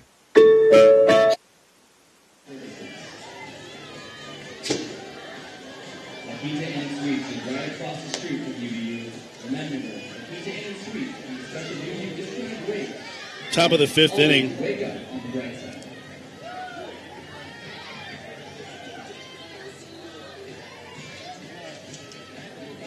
The Wolverines in the bottom of the fourth went down in order for the first time today.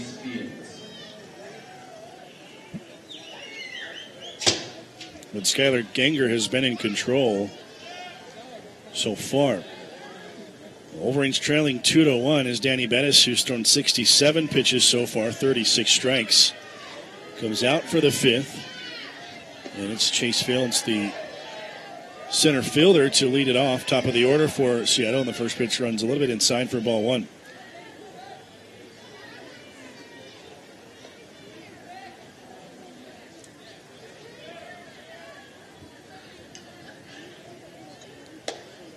One-0 pitch high. Fields get a soft pop-up, not very high in the air, to Grayson Bogdan at second to begin the game, and singled in the third. Still second, moved to third on an error. When he stole and then scored on the base hit by Landon Cray. Here's the 2-0 pitch, and it's high again.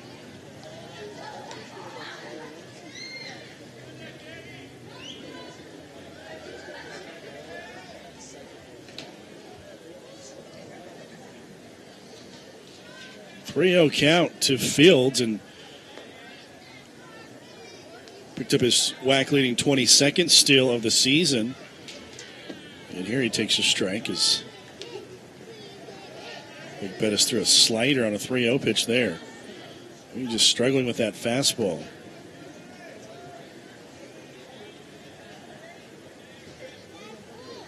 Danny so far has struck out 3. He's walked 2. Here's the 3-1 pitch, and Fields shows bunt, takes a pitch on the inside corner for a strike, and the count full. Well, Patrick Wolf, who got up in that last inning, is up again.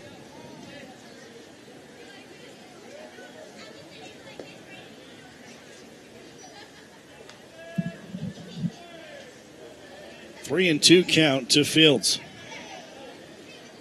Here's the payoff pitch. Swann grounded towards short. Zollinger will get it. Have to get it quickly to first. He does, and it gets away from Riley White.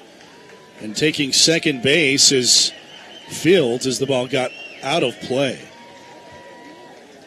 And an error on Zollinger allows Fields to reach and move all the way up to second base.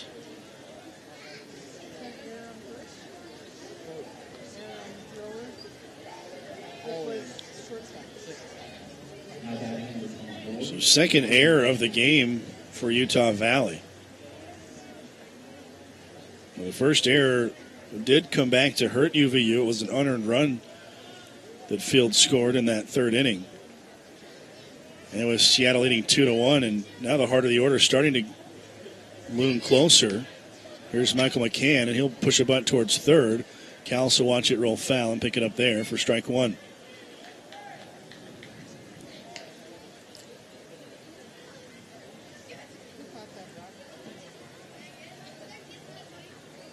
So McCann, who is 0 for 1 today, grounded out to third and then walked in the third.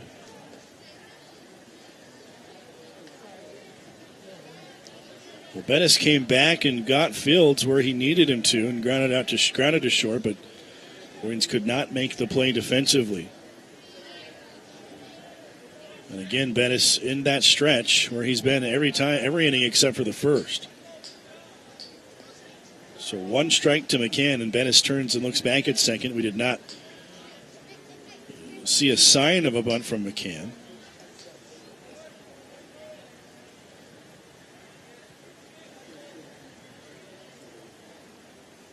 Here's the 1-strike pitch, and it's a little low strike, and the count 0-2.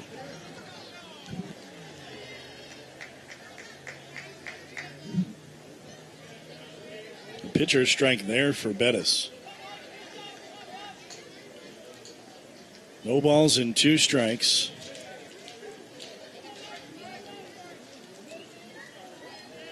To McCann, a strikeout situation for Danny. He'd like to get one here. 0-2 pitch, breaking ball just off the plate, and it's 1-2. Tried to backdoor him with a slider.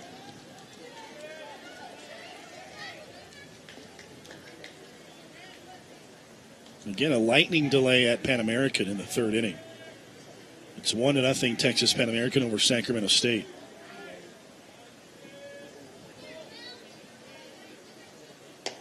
Here's the 1-2 pitch, fastball away, and it's 2-2.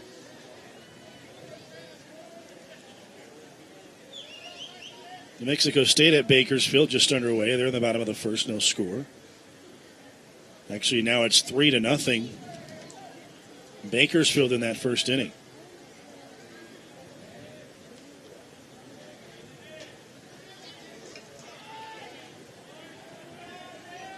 Two balls and 2 strikes, the pitch. Swung and foul, backing out of play. Well, so far, everything, with the exception of North Dakota losing to Grand Canyon, everything, all the teams Wolverines need to lose, including themselves, are either winning or losing. Wolverines trailing 2-1, and the 2 teams they need to lose are both leading right now at home. Already 3 for Bakersfield against New Mexico State in the 1st. Here's a pitch that runs inside, and from 0-2 to 3-2.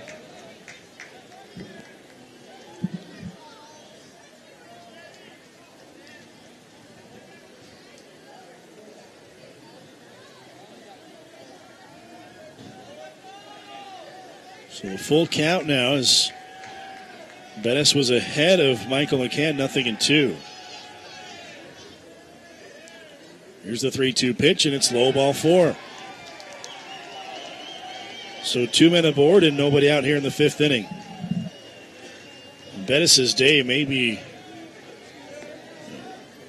coming to an end.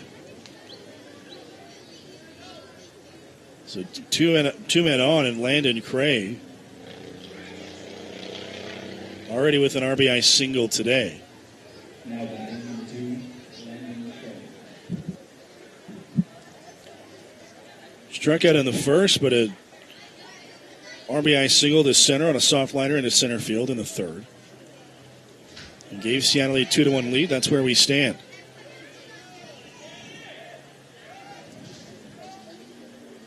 Cray, the wax top hitter at 374. The first pitch, Cray shows button, takes the pitch high as Fields bluffed from second. And that's it. A 1-0 count, and here comes Eric Madsen.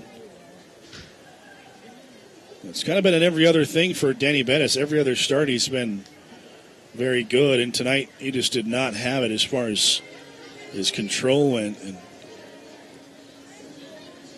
walked 3, struck out 3 through 80 pitches, 42 strikes. So that'll be it for Bettis. It'll be Patrick Wolf. We'll take a break, be back with the pitching change. Utah Valley trailing 2-1 here in the top of the 5th.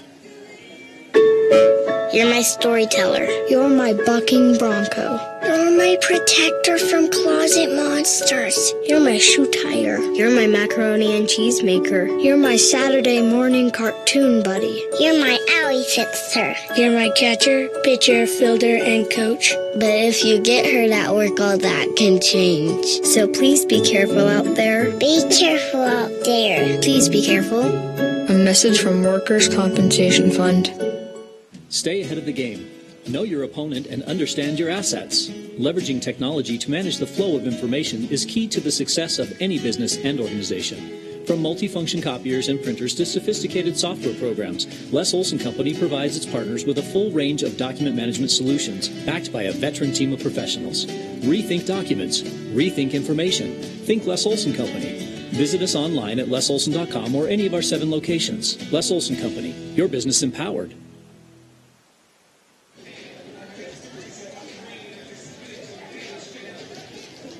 Now we go to the fifth, we are in the top of the fifth. A pitching change as Danny Bettis' day is done, and Patrick Wolf making his way to the mound, and he'll enter the game with 2 men on in the heart of the Seattle University order coming up. Patrick Wolf's numbers on the year. This is appearance number 17. That ties him for the team lead with Chad Michaud. Wolf, a freshman, he's got a 2-1 record, a 2.89 ERA. So he's been good out of the bullpen for Utah Valley, limiting hitters to a 2.06 batting average. Strikeouts to walks are even 13-13. He's given up 9 earned runs on 21 hits in 28 innings, and he's had some good long appearances out of the bullpen and really saved Utah Valley in a few situations. 4 2/3 at Sacramento State. And it was a loss, but saved the bullpen. Then 5 innings against Northern Colorado. That wasn't a win. It was a game he picked up a win, and he also got the win on Monday at New Mexico. An inning and 2/3, he gave up 1 run on 2 hits, but came on in relief of Devin Nelson and picked up his second win. So now he will face Landon Cray. Again, the top hitter in the WAC at 374, a 1-0 count. Here Cray shows a butt and takes the pitch away. So 2-0.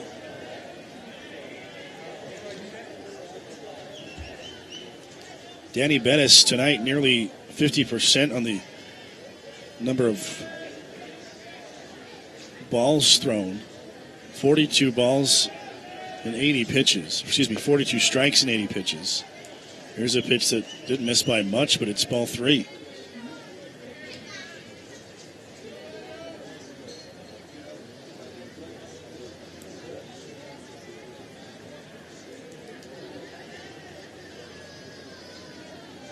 So Wolf in danger of walking Cray to load up the bases for Brian Olson. Here's the 3-0 pitch, and it is in there for a strike, 3-1.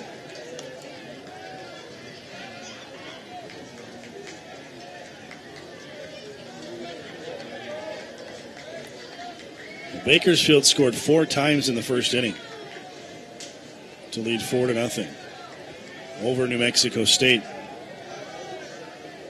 3-1 to Cray. Here's the pitch. Not sure where that missed. It looked pretty good, but it's ball 4.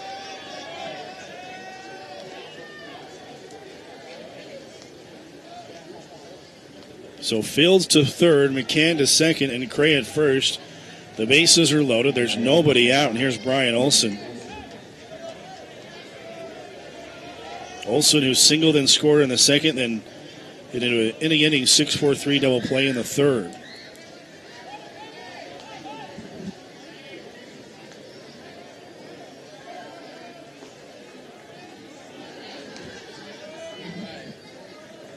So Wolf against Olson, who leads Seattle with 43 runs batted in. He swings at the first pitch. He is way out in front of a pitch, way up in the zone, and it's 0-1.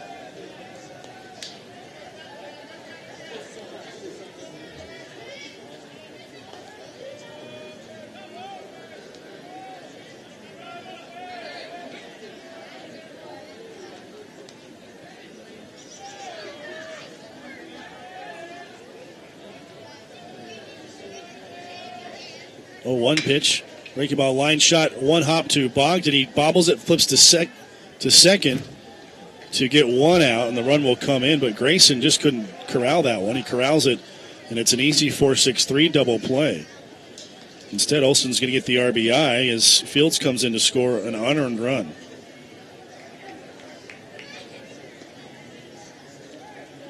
Cray out on the play 4-6 to third is McCann. So now first and third and 1 out.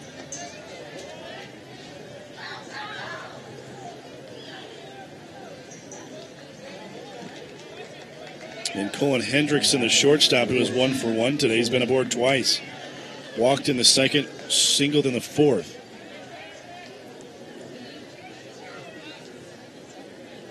So Hendrickson with a chance to manufacture another run for Seattle. And Wolf going to is going to throw to first to check on Olson, who is 2 for 2 on the year in stolen bases. So the score now 3-1, and Chase Fields has scored 2 runs. And both times he's been unearned. So the error comes back to hurt Utah Valley.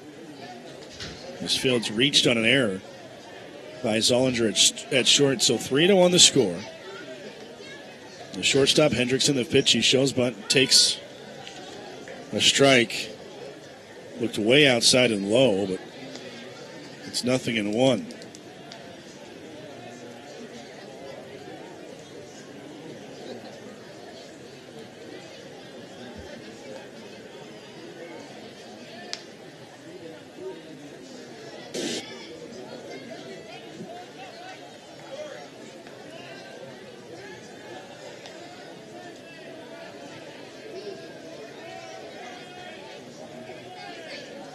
Wolf would like to get another ground ball, a chance to get out of the inning here. Here's a bunt popped up.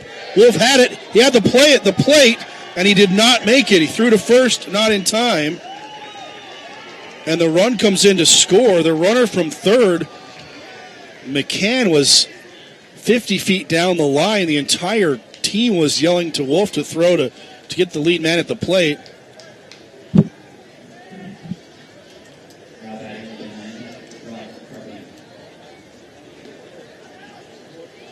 So Hendrickson gets it on the fielder's choice on a bunt, and it's 4-1. So the Wolverines not playing clean defense here in the 4th inning, or the 5th inning. They should be out of this inning, but still just 1 out, and here's Brock Carpenter. First pitch to him is away.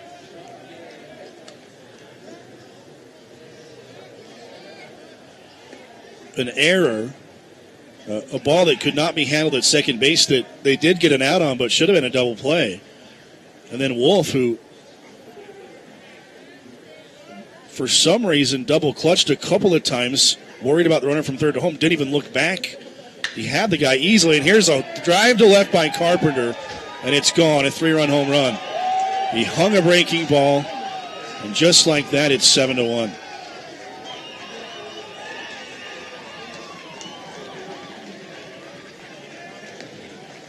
So a 3-run home run for Brock Carpenter. And this inning's gone from bad to worse.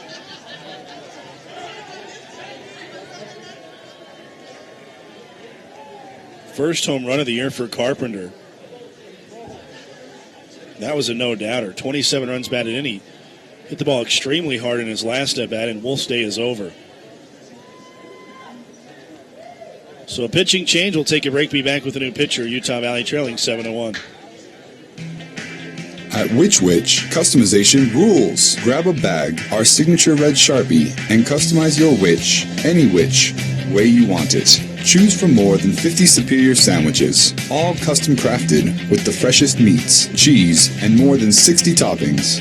Visit us online at www.whichwich.com. That's www.whichwich.com.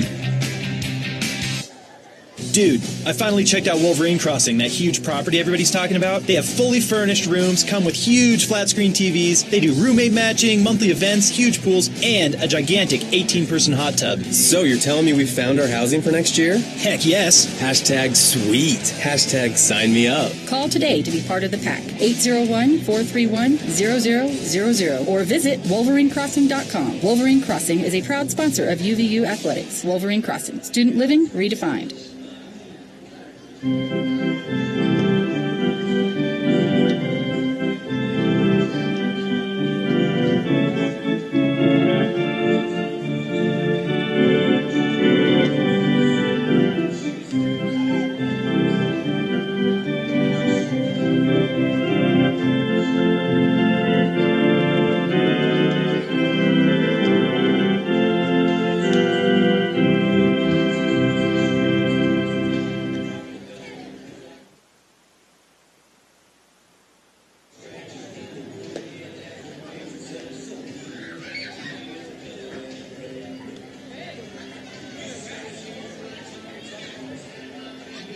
New pitcher for Utah Valley is Matt Davidson.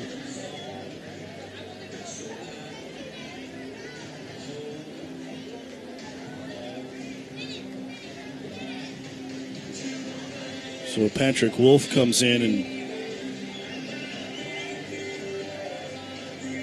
Wolverines defensively have struggled here in the fifth inning. They've been charged with one error, but had two other plays where they've left outs. Sam Finfer is going to lead off Davidson's appearance, and he swings and misses at the first pitch for a strike.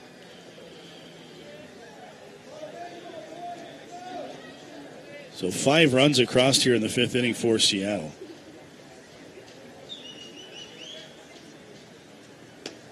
Three coming on the home run by Brock Carpenter. 4 of the 5 runs earned. 3 of the runs charged to Patrick Wolf. 1 ball and 1 strike from Davidson to Finfer, who is 1 for 2 with an RBI or a changeup here, and it's a swing and a miss in the count 1-2.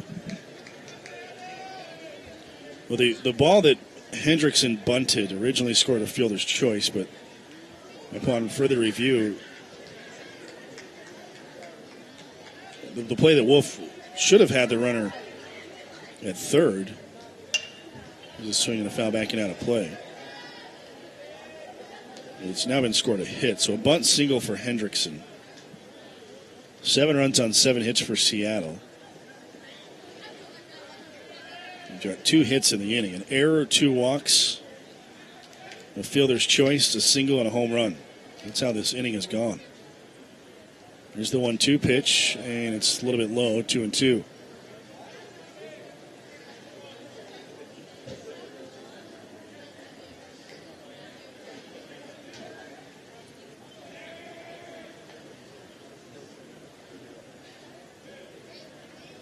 Here's the 2-2 pitch. Swann hit towards right field. It is Moish. He will slide and make a catch, and they're 2 away. Sean with a late break on that one.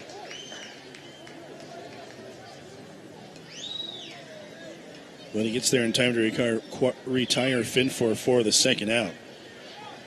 And now here is Cash McGuire, who is 0 for 2 today.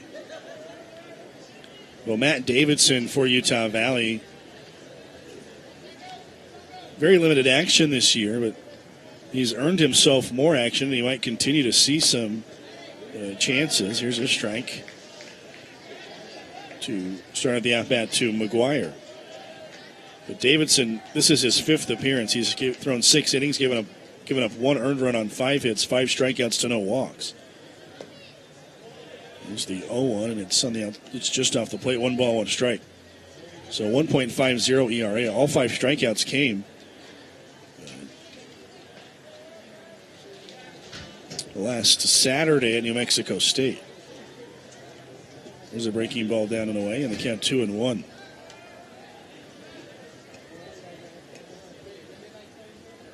Davidson in 3 2/3 innings did not allow a run on 1 hit, 5 strikeouts. Here's the 2-1 pitch, and it's on the outside corner for a strike. 2-2.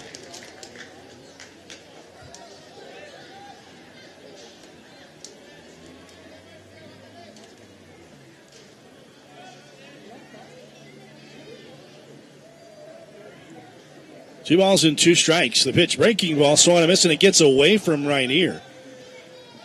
So McGuire will reach base. A breaking ball that hit off the plate and skipped all the way up high and off the netting behind home plate. So McGuire is aboard despite striking out on the wild pitch. And now we'll see a pinch hitter, it looks like, for Seattle. Or a pinch runner for McGuire. It's number 26, Eric Koenig.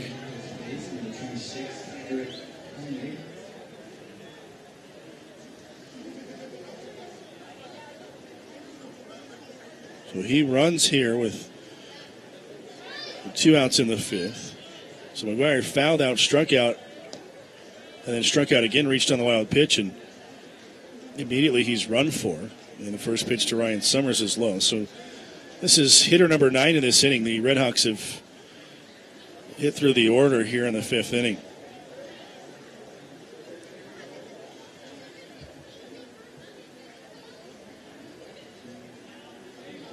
There's the 1-0 pitch. It's down and away. Gets away from Rainier. Another wild pitch. Here retrieve it back against the backstop and a runner to second.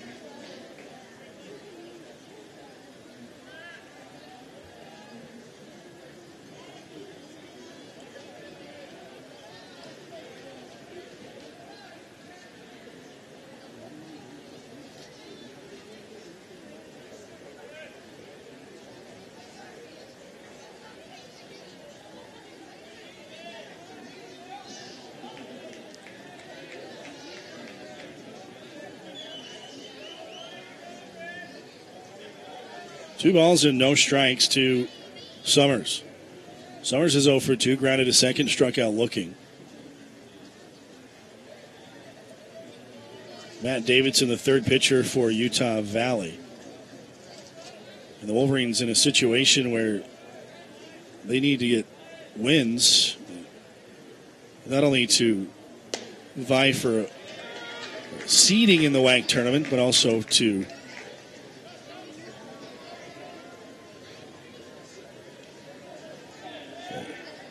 just clinch a spot in the WAC tournament. The Wolverines have not looked good so far, trailing 7-1, 2 balls and 1 strike to Summers. Again, there has been just one error in the inning, and here's a spin and throw back to second base, and it gets into center field. Another error as Davidson's throw is wide of Zollinger. Cam tried to come back and get it, but with 2 outs and a runner at second base, you got the hitter at the plate and throwback at second. The guy was hardly off the bag at second. Talk about a free 90 feet. There it is. Third error for Utah Valley. Second error this inning. There's a pitch, and it's a strike, and it's 2-2. I'm certain just a maddening inning for Coach Eric Madsen. The team has made 2 errors. They've left 2 other outs on the field. And if the team just plays defense this inning, Seattle at worst gets 1 run.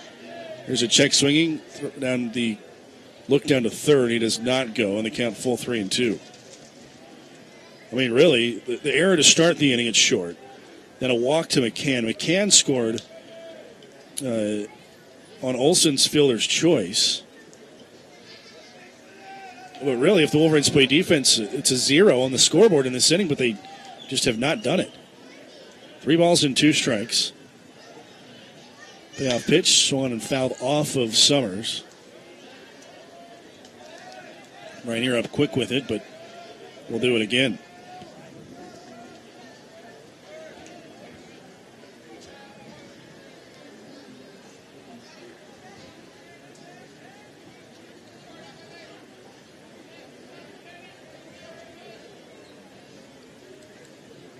Three-two pitch.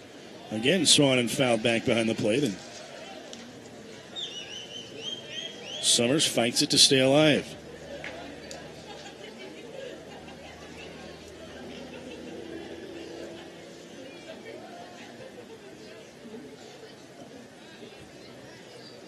Seattle 7, Utah Valley 1. 3-2, 2 outs here, top of the 5th. It's been a long half inning. 3-2 pitch hit in the air to center field. The Brinkerhoff in now floats back a few steps and even further to his right, puts it away.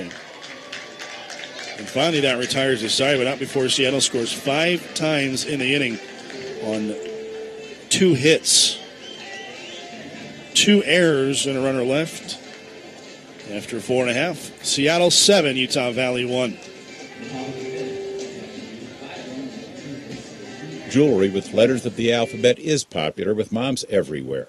This Mother's Day, Shane Company takes the concept to new heights of personalization with our customizable initials. To create Mom's gift, start with her initial in either 14-karat white or yellow gold. Then we'll add your choice of a diamond, a natural ruby, or a natural sapphire in pink, yellow, green, lavender, orange, or a blue sapphire. To complete Mom's gift, put her initial either on one of our chains so she can wear it as a pendant, or hang the initial from a charm bracelet. For a totally unique pendant or bracelet with her personalized initial that Mom will cherish forever, shop for Mother's Day at Shane Company or at shaneco.com. Now you have a friend in the diamond business. Shane Company, at the corner of State Street and 7200 South. Open weekdays till 8, Saturday till 5, closed Sundays. Online at shaneco.com.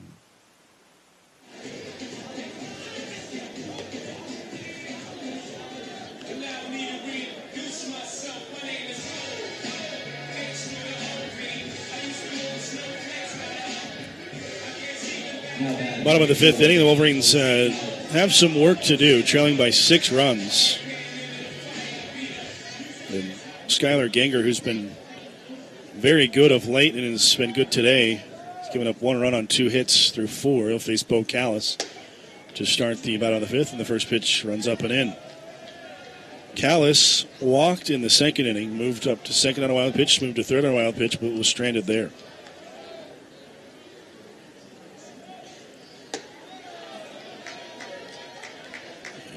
Ball pitch 2 misses high. It's 2-0.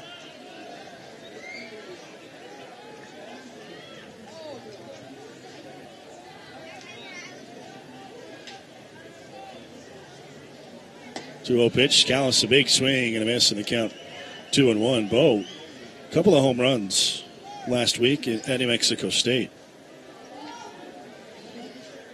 So he does have some power. 3 home runs overall in the year. 2-1 pitch is low, and the count 3-1. Now the Wolverines need base runners.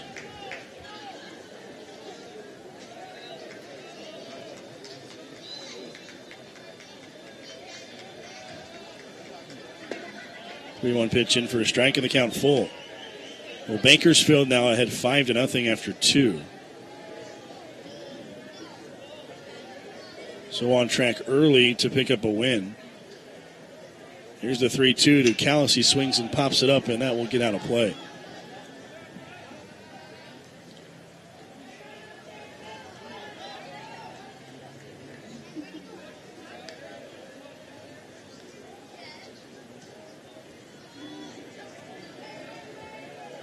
So another 3-2 pitch coming to Callis.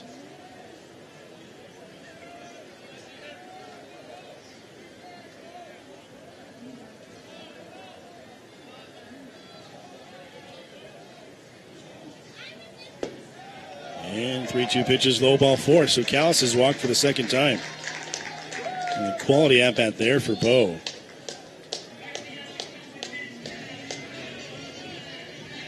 Against a guy who does not walk a lot of hitters, and he's walked 2 today. Both times it's been Callis.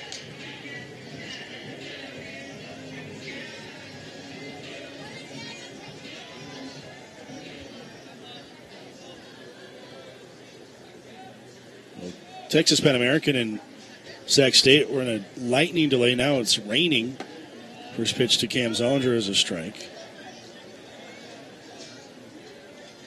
At least that was a few minutes ago. I'm getting my news from Twitter. And now they've suspended the game completely and will resume it tomorrow afternoon. So you got to wonder how that affects the starting pitchers. Here Zollinger shows butt and takes the pitch in the dirt. 1-1. The 2 starters for in that series, Sam Street and Brendan Lateo, probably numbers-wise and overall have had the best 2 seasons of any pitcher in the WAC. Street's your likely pitcher of the year, I think. He's had a remarkable season. Unbeaten on the year. 1-1 to Zollinger. The pitch. Swung and foul back. It's 1-2. So no matter what happens here, should this score hold, the Wolverines will still have a slight lead on Texas Pan American. But if the Bakersfield score holds, it's 5-0 early there. Both Utah Valley and Bakersfield, should this score hold, will be 13-9 after today. Wolverines do have the tiebreaker against Bakersfield. Texas Pan American has a tiebreaker against Utah Valley. 1 ball, 2 strikes to Zollinger with Callis at first. The pitch, breaking ball, and it hits him. So the Wolverines will get 2 men aboard here in the bottom of the 5th. Second hitter that Ganger is hit today, and that'll draw a visit to the mound. With Kate Andrus coming up, back to the top of the lineup. We'll see if Eric Madsen plays for a couple here and tries to put some pressure on the defense. Maybe a bunt to try and move the runners up. Again, trailing by 6 runs, not typically you'd see it, but also 191 batting average out of your leadoff hitter isn't typical. And Kate Andrus, 17 hits and 89 at bats coming into this game. He's 0 for 2 today, so 17 for 91. Hitting 187 on the year. I think if you got a guy hitting 325 or so, maybe you let him swing away. But maybe in this situation, you try and get the guys up and get your bigger hitters up and try and at least make a dent in that deficit. Or we'll see if Madsen just lets Andrews swing away. Kate did hit the ball well on Monday at New Mexico. Had a double off the wall and left. Shows bunt early here. The pitch runs in, and it's ball 1. Not close from Ganger.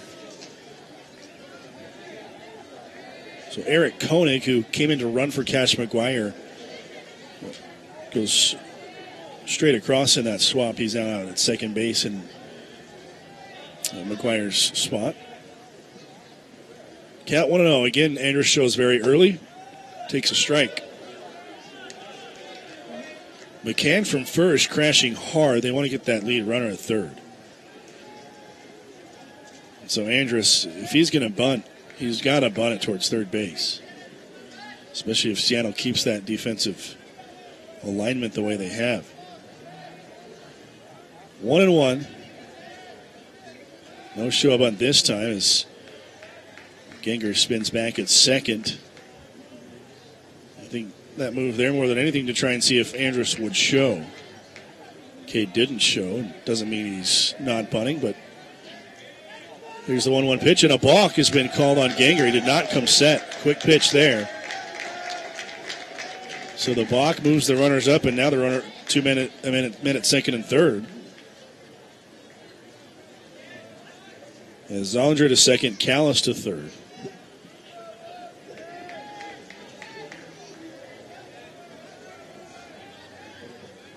I don't know what Ganger's hurry was on that in this situation. The 2 men aboard aren't going to try and steal a base, and Andrus can show bunt as late as he needs to. So it's 1-1 the count. Andrus swings at a changeup away, and the count 1-2.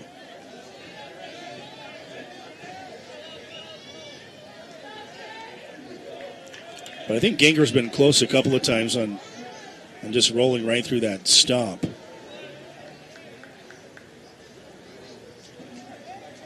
So he's called for the balk here in the 5th. First balk he's been hit for this year. 1-2 to Andrus. He swings and fouls it back. So Kate stays alive. The count remains 1-2. Wolverines need a productive out here. They cannot leave those runners out there. Second and third, nobody out, trailing by 6 runs in the 5th inning. There is time. But a walk and a hit batter and a balk, and that's the Wolverines have been helped here in the inning by Ganger as he misses high, and it's 2-2. So Bo Callis with a good at-bat worked the count to 3-2, then took a walk. Cam Zollinger, who was behind 1-2, hit by a pitch and took first. Then both runners move up on a balk. 2 balls and 2 strikes to Andrus. Here's the 2-2 pitch. Someone hit high in the air towards left center, and pretty well. This is going to clear both the center fielder and the left fielder in one hop the wall, and Andrus is speeding around his all the way to third, standing up. It's a 2-run triple, and the score is 7-3. Boy, that thing was hit high and deep to left center field. That thing's hit maybe 10 feet towards left. It's out of here. And Cade running hard the whole way. You can see the speed that he has at third very easily on the stand-up triple. So 2 runs scored. The Wolverines get 2 back so far and have a runner at third with still nobody out.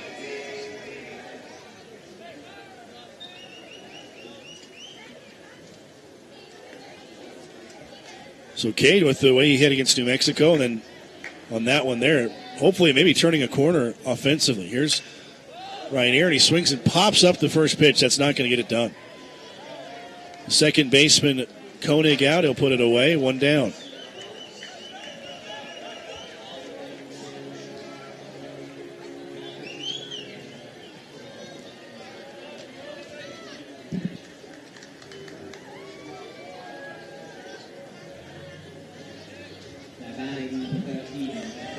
Here's Sean Moish with Andrus still at third. And again, the Wolverines cannot afford to just leave the runner. But if they can get that run from third, they'd cut that 6-run lead to 3 and much more manageable. So here's Moish, leading hitter on the team. He takes the first pitch high. Sean 0 for 2 today. Struck it on the first. And in the third, hit a rocket at the first baseman McCann. He made a great play.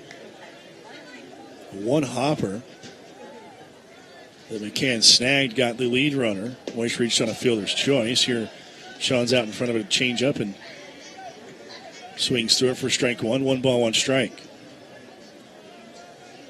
Moish hitting .305. Leads the team with 6 home runs. Tied for the team lead with 33 runs batted in. An RBI opportunity here, and a pitch in the dirt squirts down the third base line about 10 feet, but with Andrus at third, no chance to advance. 2 balls and a strike.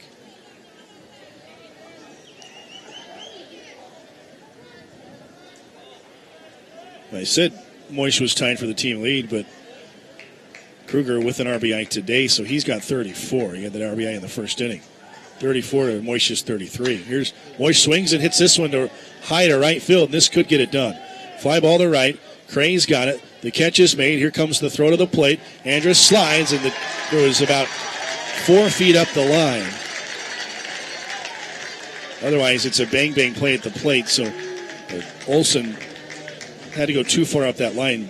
Really not far. It was a good throw by Cray. Didn't have to go too far, did Olsen, but just enough to allow Andrus to slide in by him for the run. So the sacrifice fly for Moishin at 7-4.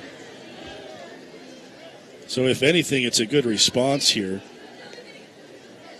in the bottom of the 5th inning as the first pitch to Kruger is low and gets away from Olsen.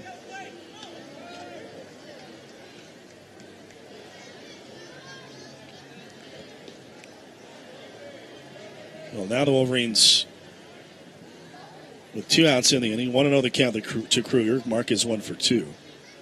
And the pitch just inside, 2-0.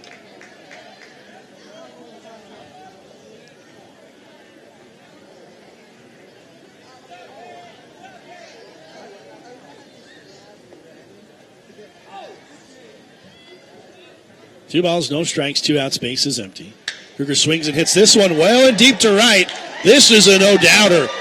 McCray will turn, look up, and it's way out of here. That thing might have skipped up onto the highway or onto the road out on University Parkway. Mark Kruger with the home run at 7-5.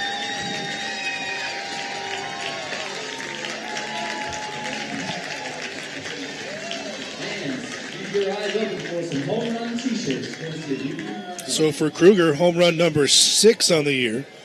That ties him for Moishin. After Moishin tied him with 34 batted in, Kruger jumps back in front, his 35th RBI of the year. And is that going to be it for Ganger? It is. Well, Ganger, an out away from factoring into this decision here, but he struggled here in the 5th inning. A walk, a hit batter, a triple, sacrifice fly, and then a home run. So his day is over. We'll have a new pitcher for Seattle. We'll take a break, be back with the new pitcher and his numbers. Utah Valley now trailing 7-5. Base Patrol, we have a 418 in progress. 10-4, we're on the scene.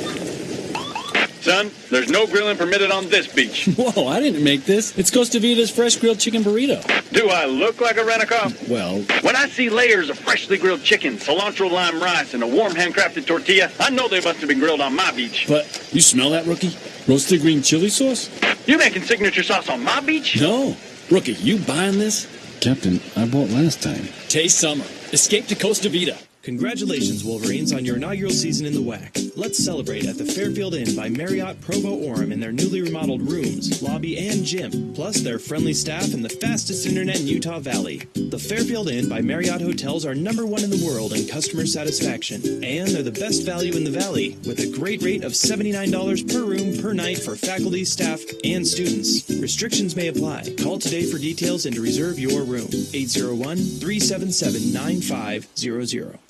Captain Sorensen here for the guaranteed best meatballs anywhere. Firehouse Subs Meatball Sub. King of the meatballs, that's for sure. Without equal. Well, technically, the Firehouse Meatball does have an equal. The Firehouse Meatball Sub you eat today is just as amazing as the one you'll eat next week, and every week after that. So basically, they're co-rulers. That what you're saying? I'll put it this way. Nothing compares. And no wonder Firehouse Meatballs are specially blended with premium ground beef and pork, aged Parmesan cheese, toasted breadcrumbs, and Italian spices. And the crown? Our zesty marinara plus melty Wisconsin provolone. And the throne, please? Our perfectly toasted private recipe sub rolls. It's the classic Firehouse Meatball Sub.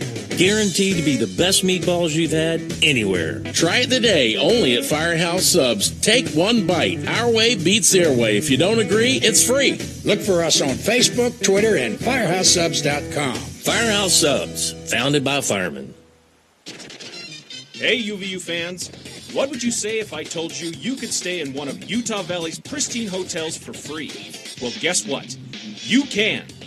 By signing up for La Quinta Returns, you can earn free nights at La Quinta. Stop by one of our many locations or visit us at lq.com. That's lq.com. Be a true UVU fan and stay at La Quinta Inn and Suites in Orem. New pitcher for Seattle is Garrett Anderson, a left-hander, and the first pitch to Riley White, who will turn around and hit from the right side, is high for a ball. Garrett Anderson with good numbers on the year. Here he pumps a fastball by White. 1 ball and 1 strike. He's 3-2 with a 1.82 ERA, making his 19th appearance of the year. 35 strikeouts to 19 walks in 39 2/3 innings. There's a 1-1 pitch in for a strike. 237 batting average against. He's got the best numbers out of the bullpen for Seattle. And he's ahead of White. 1 ball, 2 strikes. Here's the pitch. It's going to chop towards third, right at Carpenter, who will field it on a high hop throw to first to retire White. So Anderson comes in, retires White to end the inning. But the Wolverines score 4 times. They answer the 5 Seattle put up with 4 of their own. And after 5 complete, it's Seattle 7, Utah Valley 5. Hey Wolverine fans, this is UVU President Matthew Holland, and I would like to personally invite you to join the Wolverine Club. The Wolverine Club coordinates social activities, pays tribute to student athletes, and honors alumni and friends who provide support to the athletic program. Donated contributions provide academic and athletic opportunities for over 300 Utah Valley University student athletes annually. There are many benefits for Wolverine Club members, including courtside seating, club luncheons, dinners, and much, much more. Be a Wolverine, support scholarships, and join the Wolverine Club. If you're looking to go with a winner, better check out the nation's largest full-service security provider, Protection One. Protection One serves over 1 million residential and business customers all across the country. Protection One has a 95.6% customer satisfaction score and an A-plus Better Business Bureau rating. And if you're looking to make a great career move, Protection One is hiring now. Visit careers@protectionone.com for details, or drop by our Career Center just off the University Avenue exit of Interstate 15 and head for 1290 Sand Hill Road in Orem, or visit youdon'tknowp1.com.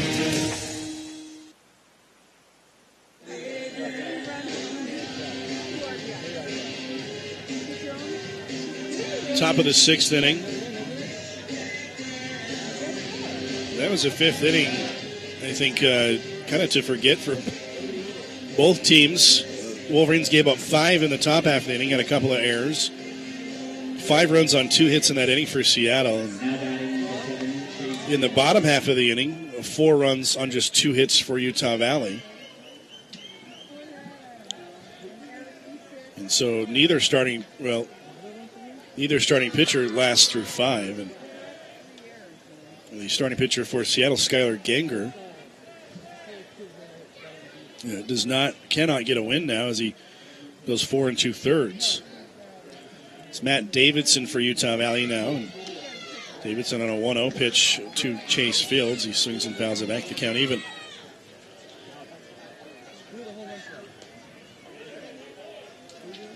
Davidson, who came in the 5th inning with 1 out, got 2 outs. Actually struck out Cash McGuire, but he reached on a wild pitch. Here Fields bunts one towards third, and Callis is going to watch it roll foul. Good bunt, but a good job by Bo just to watch that one go.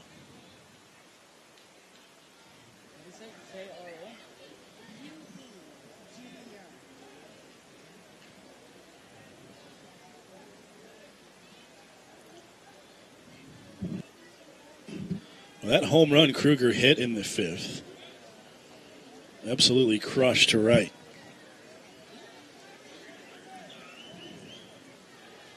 That got the Wolverines within 2 runs, so we've got ourselves a game again after the Wolverines trailed 7-1.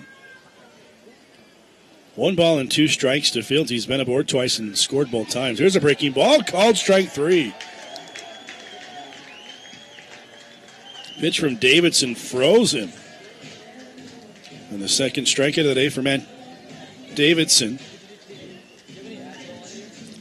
So Ganger's numbers on the day: 5 runs on 4 hits. Struck out 4, but walked 2 and threw 5 wild pitches and hit 2 batters. 80 pitches on the day, 51 strikes. So 1 out. Here's Michael McCann. The first pitch is low. So Ganger was effective, but he got hurt by really himself. Wild pitches, hit batters, walks. Here's the 1-0 pitch to McCann, and it's low, 2-0. For Utah Valley, Danny Bettis in 4+ innings, 2 earned runs, 4 total on 5 hits, hurt by a couple of errors, walked 3, struck out 3. Patrick Wolf, 3 runs, all earned on 2 hits in a third of an inning. And here McCann swings and fouls it back out of play, 2-1. So Wolf, who started the day, the 2.89 ERA, sees it jump all the way up to 3.81. 2 balls and 1 strike to McCann. The pitch swung and hit into left field and pretty deep, but in the park. Andrus there in front of the track makes the catch, and there are 2 away.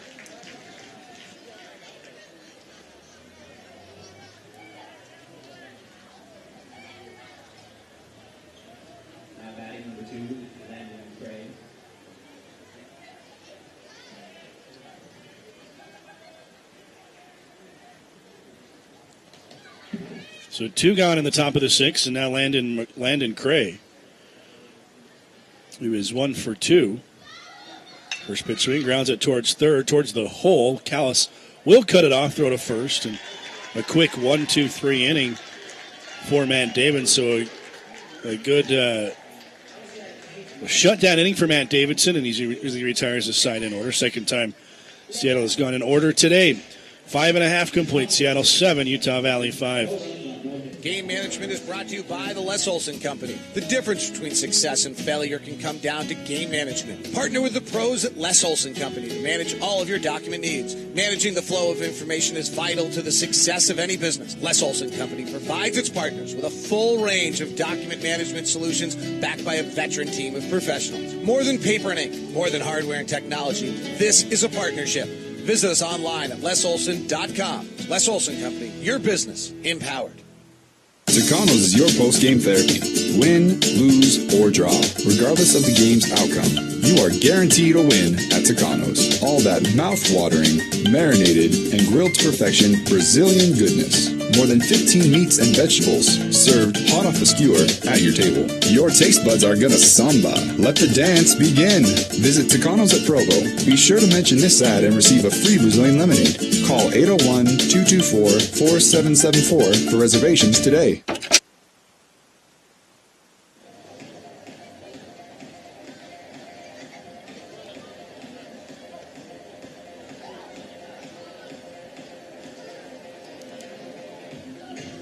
We go to the bottom of the 6th inning. Garrett Anderson back out for Seattle. Redhawks in front 7-5.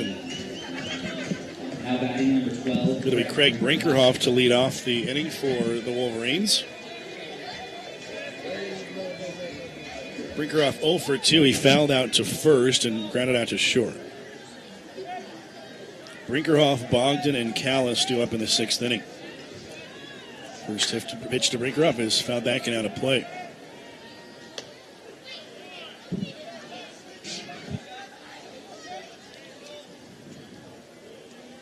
So with Kruger's 6th home run, 2 Wolverines have 6, and right behind them is Brinkerhoff with 5. And a big swing there. I think on the backswing he caught Olsen.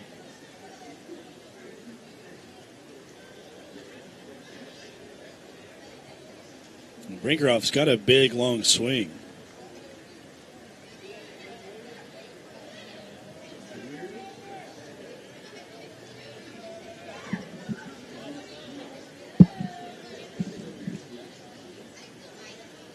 So the home plate umpire giving Olsen some time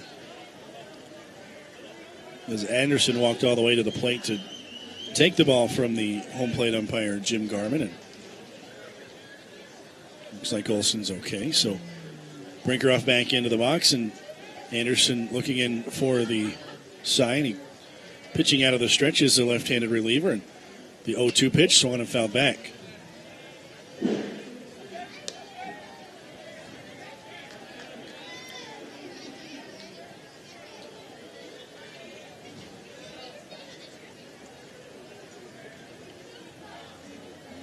Count remains 0-2. Another 0-2 pitch from Anderson. Brinkerhoff swings and lines this one towards the hole at short. That's going to find the hole. And into right field, a base hit. So that was a seeing eye single that just went right in between McCann at first and Koenig at second. So Brinkerhoff's aboard to begin the 6th. 5th hit of the day for UVU.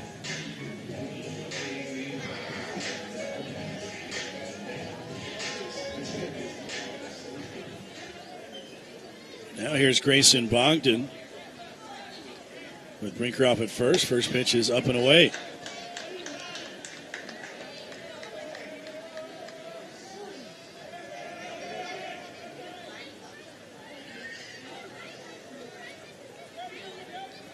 Seven to nothing, Bakersfield in the 4th. Here's the 1-0 to Bogdan. He takes a pitch, a high strike, and it's 1-1. Probably the highest called strike we've seen today from the home plate umpire, Jim Garman.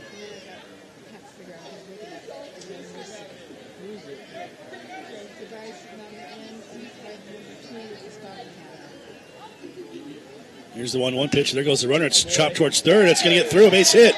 Brinkerhoff around second. Head towards third. Is up with the ball as the left fielder, Summers. And Brinkerhoff sliding head first. Lost the helmet. And he's slow to get up. Looks okay. But the Wolverines have runners at first and third. And nobody out here in the 6th inning.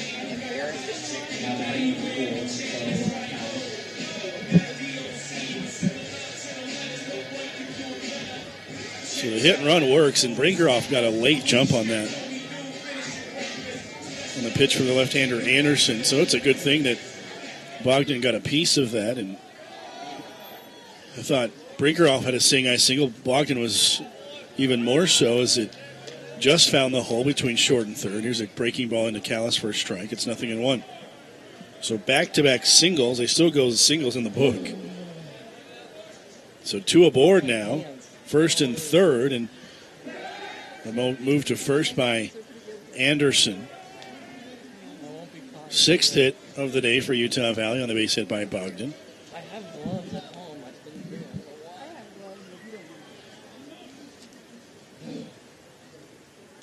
Here Callis swings and fouls it back out of play. It's 0-2.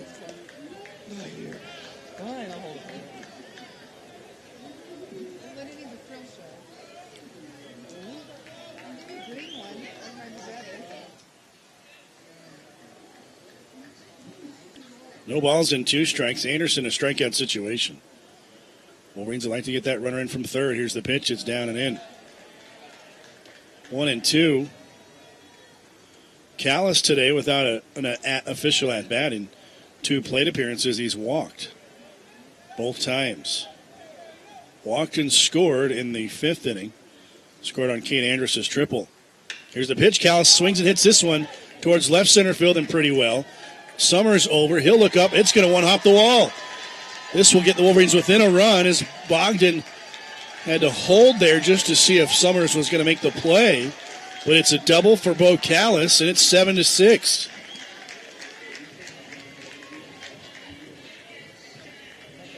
So Bogdan from first to third. Brinkerhoff scores easily, and now the Utah Valley can manufacture 2 runs here and take a lead.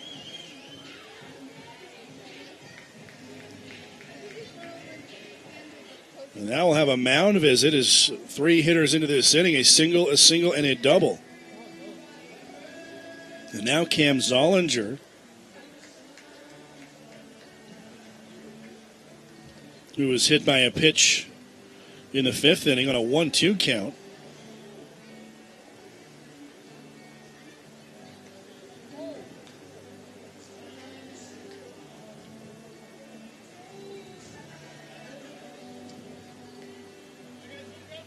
The count to Callis was 1-2. He had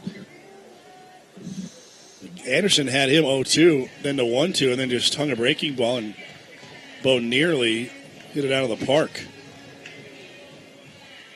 He just got it just down off the end of the bat a little bit, but into left center field off the wall. And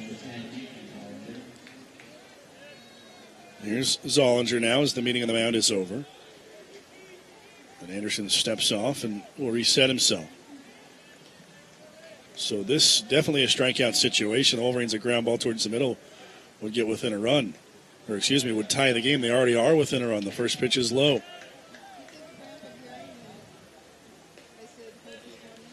UVU trailed by 6 runs entering the bottom of the 5th inning. You can tie it here with just a productive out. Here's a breaking ball. And it misses low again, 2-0. Anderson's got a big breaking ball there with the left hand, and almost a 12-6 breaking ball, maybe a 1-7. Here's the 2-0 pitch, a fastball lined left field, base hit. This will tie the game. Both Bogdan and Callis had to freeze as Hendrickson at short very nearly had that one. But a base hit for Cam Zollinger and an RBI, and we are tied. So 4 straight hits to start the 6th inning. There is action in the Seattle bullpen, but the Redhawks went to their guy with the best numbers out of the pen, and Garrett Anderson came in with a 1.82 ERA. He got Riley White to ground out to third and to start the appearance and to end the 5th, but here in the 6th has given up 4 straight hits. So here's Kate Andrus, first pitch, breaking ball over for a strike. Now the Wolverines can manufacture the lead. Still nobody out. Callis at third, Zollinger at first, and Kate, who tripled off the wall in the 5th. And before the 1-strike pitch, Anderson will throw to first. Back in standing is Zollinger. Well, as bad as the Wolverines looked there in the top of the 5th, offensively they've come back with a vengeance.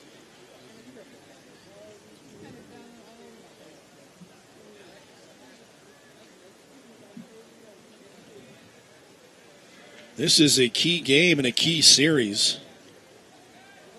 These 2 teams fighting for both a berth and a seeding in the WAC tournament. Here's a swing and a foul back, and the count 0-2. Wolverines control their own destiny, can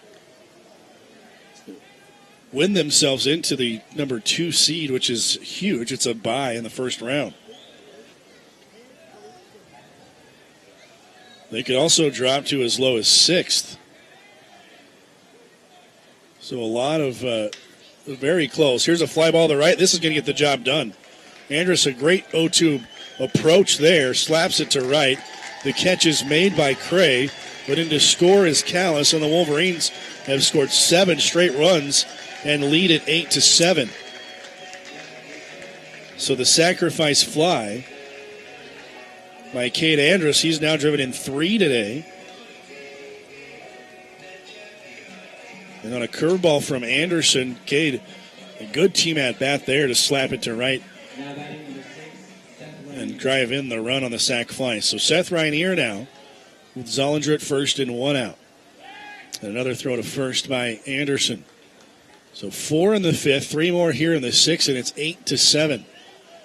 8 runs, 8 hits, 3 errors for UVU. 7 runs, 7 hits, no errors for Seattle. And before the pitch, the left-hander Anderson steps off, looks Zollinger back to first. Now he's back in set. And the pitch to Reinier as he tries to bunt his way on. He misses the throw down to first, not in time.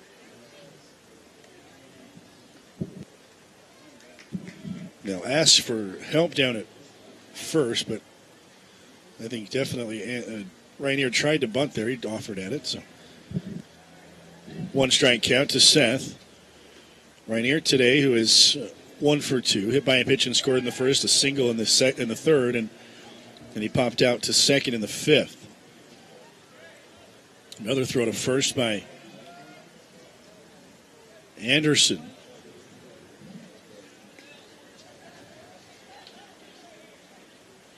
Garrett Anderson, 6'3", 210-pound junior here.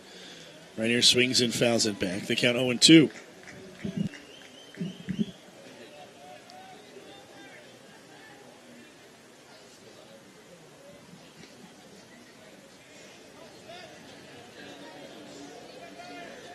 The skies have cleared. We had rain earlier. Here's the 0-2 to Reinier. Breaking ball in the dirt. Seth lays off it. 1 ball, 2 strikes. For about 2 minutes, it came down pretty hard. But since it's cleared up, there's some clouds way out on the horizon, but nothing menacing as we had earlier and for much of the day. Here's the 1-2 pitch, swung and grounded towards the hole. That's going to get through, a base hit.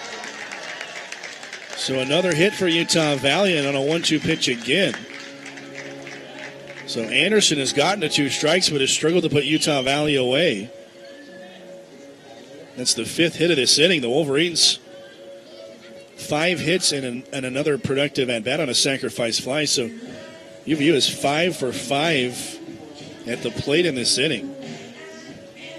Reinier at first and Zollinger at second. And here's Sean Moish, who will swing from the right side for the first time today.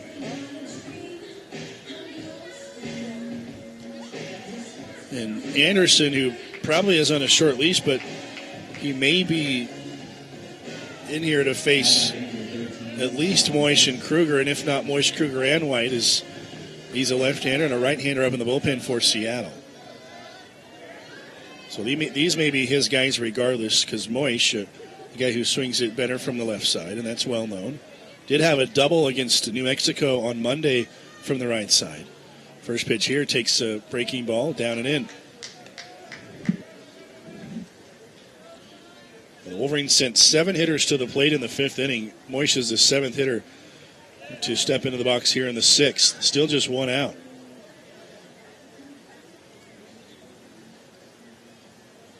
One 0 count to Moish. Here's the pitch. It's low and blocked there by Olson.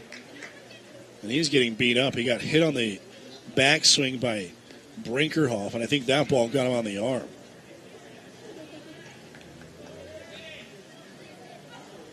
So Olson's going to have a couple of bruises tonight and probably be pretty sore in the morning, and we'll get a doubleheader tomorrow.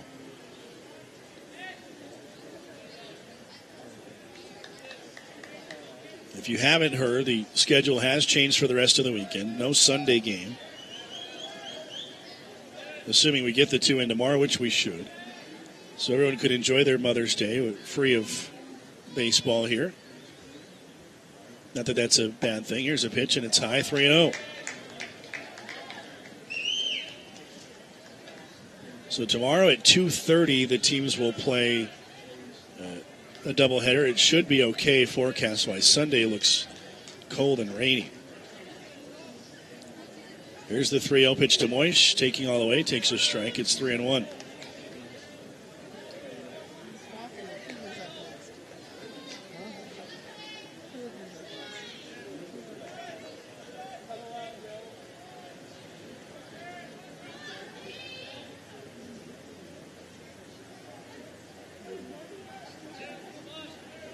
At 2:30, I understand kind of an odd time instead of 3, as we played in the past. But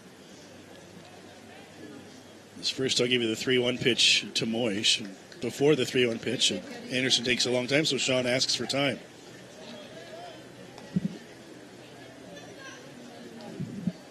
That first game scheduled for 2:30 tomorrow. It is senior day, and in between games, the seniors will be honored.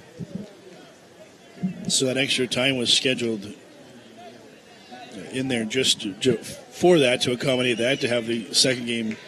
I mean, should the first game go as scheduled, the second game start as close to 6 as possible. Here's the 3-1 to Moish. He swings and hits it in the air to right. Carrying for Cray. He will make the catch. Tagging at second is Zollinger, and he'll go to third as the throw comes into the cutoff man. So the runner moves up now, first and third for UVU, and 2 outs.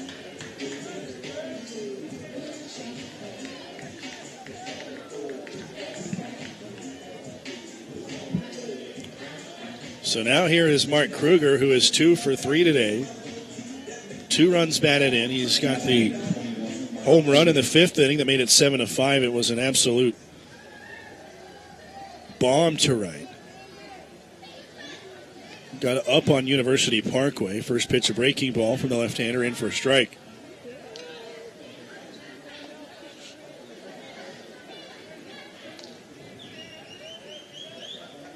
Kruger with 6 home runs on the year, now hitting .301, 35 runs batted in. And the 1-0-1 pitch, another breaking ball that catches the outside corner and at the knees for a strike. It's 0-2.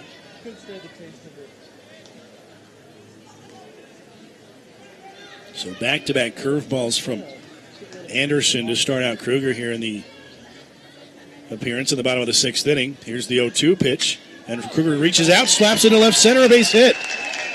A breaking ball that just got too much of the plate. He tried to throw 3 straight to Mark, and Kruger all arms on that one, just kind of pushed it into left center field, and Anderson is upset. I'm sure upset with himself, and I think that he wanted that pitch out more and maybe even down, but Mark Kruger has got 3 runs batted in. The Wolverines lead 9-7. So both Kruger and Andrus have driven in 3. Cade had 4 RBIs on Monday at New Mexico. Zollinger, the runner who scores. Rainier to second. Kruger at first, and here's Riley White. First pitch to White, he swings and fouls it straight back. Back-to-back 4-run innings for the Wolverines. White's the 9th hitter to step into the box here in the 6th. Riley ended the 5th inning. He was the first hitter that Anderson faced in the bottom of the 5th. He grounded out to third. So second time through against Anderson, and White hits this one towards left center field. I think Fields has got a beat on it, though. He does track it down just shy of the track, and that will retire the side. So just in on the hands just a little bit to White, and he's retired for out number 3. But the Wolverines score 4 more. 4 runs on 6 hits in the inning.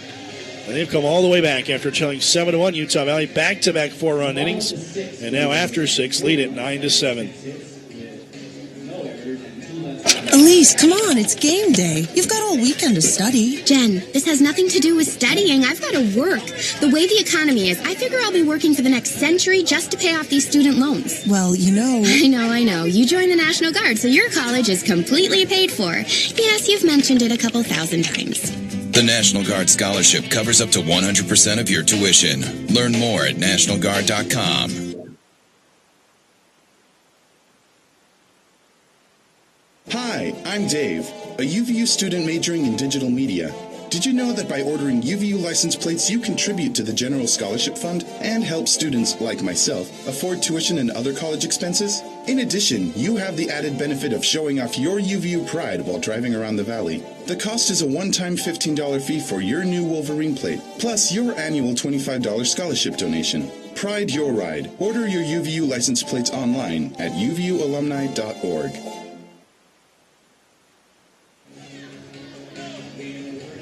And for your information, Sunday's game has been moved to tomorrow.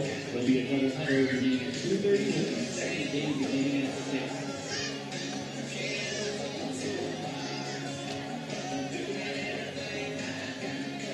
Now, top of the 7th inning, Matt Davidson back out for UVU. And Davidson stands as the picture of record now, as he has come in and done a nice job out of the bullpen for the second straight appearance. Davidson so far, an inning and 2/3, no runs, no hits, 2 strikeouts. And he will face the catcher, Brian Olson, to begin the 7th inning. First pitch, a slider there on the outside corner, and strike 1.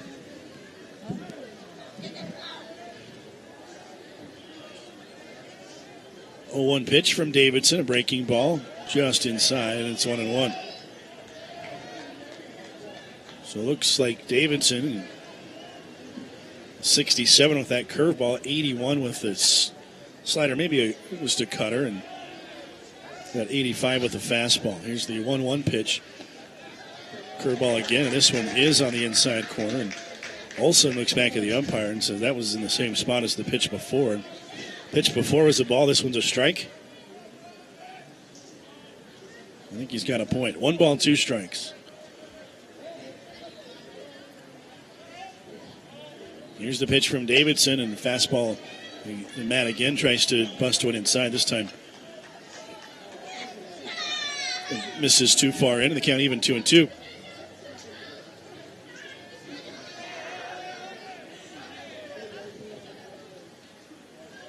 Here's the 2-2 pitch. Cutter there that just missed low, and the count full 3-2.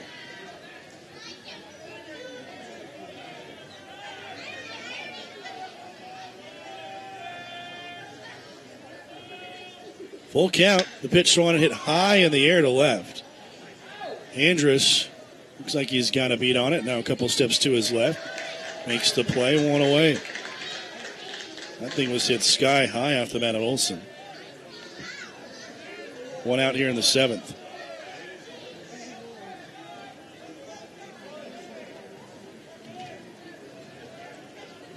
Now batting number 14, Colin Hendrickson.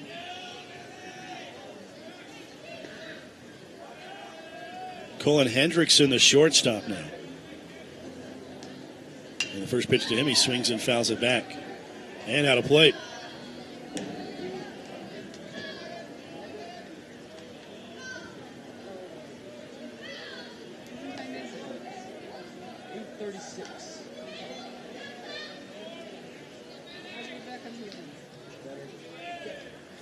Nothing in 1 to Hendrickson. The pitch down and in, and the count even.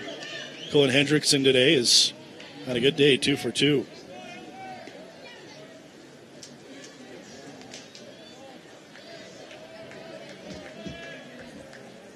Couple of singles. He scored a run.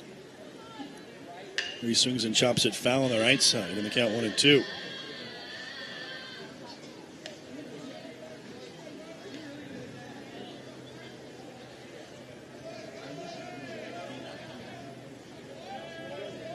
Second hit for Hendrickson, a bunt. Single that resulted in a run batted in.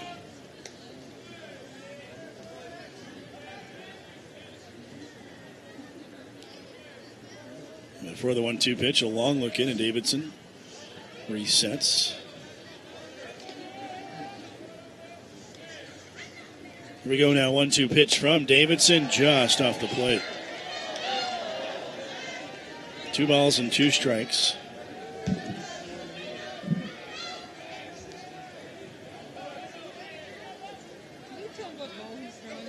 Now 9-0 in the 5th for Bakersfield. 2-2 pitch, and that hits Hendrickson. So he'll take first base. And that's the first, well, with the exception of McGuire, who struck out and then reached on a wild pitch. The first guy that Davidson is outright allowed to reach base against him. And now batting number 9, Brock Carpenter. The strike 3 wild pitch is still one of the oddest rules in baseball. I don't understand it. I don't get it. But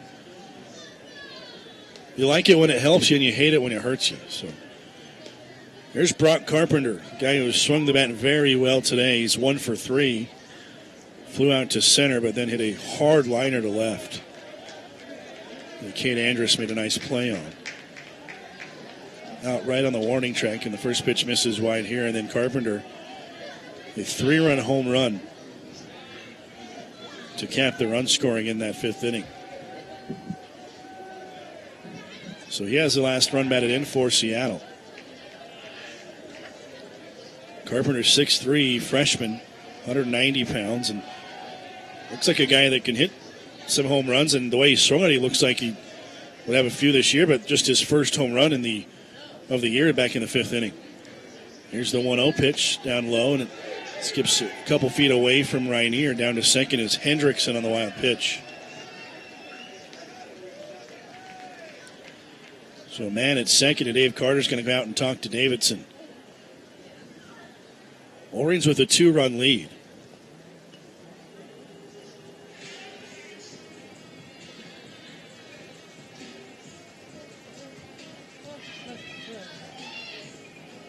Northern Colorado defeated Chicago State 9-7.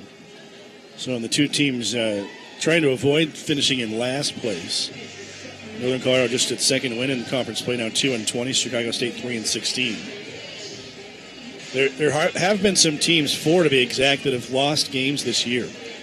Seattle is one of those teams, and so, as is the case, you lose games, and it's hard to figure out the games behind, games ahead thing. And really, in a short conference season, 27 games, it's hard to really put much weight into that. So the teams losing games, you really just have to look at the winning percentage, and then you do your math and try and figure things out. And Jonah Goldberg, the sports information director from Texas Pan American, has given us a great tool, giving us magic numbers for every team, for every spot.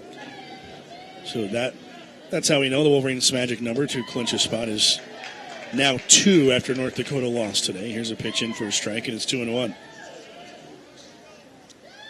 That also means Seattle's magic number from 4 to 3. That's just to clinch a spot in the tournament. So in all likelihood, both teams will be a part of the tournament, barring a big, long losing streak. Here's a pitch away, and the count 3-1. You'd have to mean a team gets cold, like Utah Valley or Seattle, and a team like North Dakota gets hot. And really, it's North Dakota and New Mexico kind of fighting for that 6th spot is what it kind of looks like. Seattle, Bakersfield, Pan American, and Utah Valley.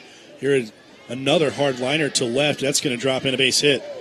Rounding third and coming home is Hendrickson. And again, Carpenter has hit the ball hard. He's now driven in 4 on the day. He's got 2 hits. So that wild pitch, a big 90 feet, as Hendrickson's allowed to score on the single. That's the first run, the first hit given up by Davidson. So 9-8 the score. Wolverines by a run.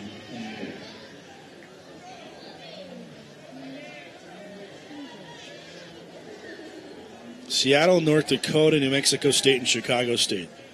All 4 of those teams lost the 3 games in weather, due to weather in a series, and so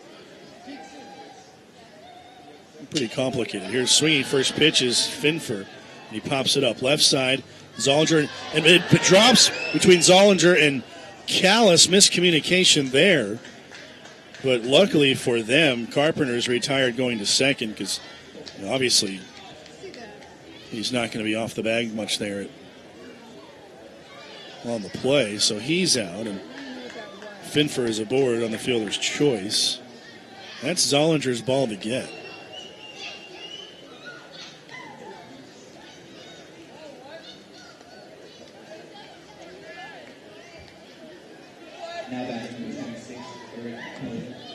So a pop-up not hit extremely high, and I think that you don't have as much time there to communicate, and they didn't communicate, obviously, at all. The Wolverines catch a break with the runner at first base and able to get Carpenter. So Finfer at first on the fielder's choice. Here's Eric Koenig, his first plate appearance of the day. He came on to pinch run in the 5th inning after McGuire struck out but reached on a wild pitch. 1 ball, no strikes from Davidson. There's the pitch, swing and a miss. Foul tip, actually, into the glove of the catcher, Rainier, and the count even 1-1. Kyle Valgardson and Braden Poole up in the bullpen.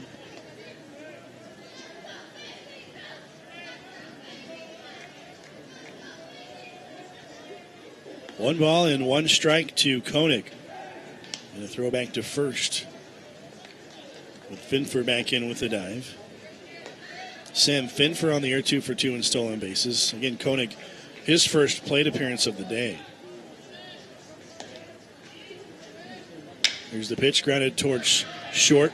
Zollinger will have it, a long throw across to first, and he just does get Koenig at first base to retire the side. Seattle does get a run. 7th inning stretch time. It's Utah Valley 9 and Seattle 8.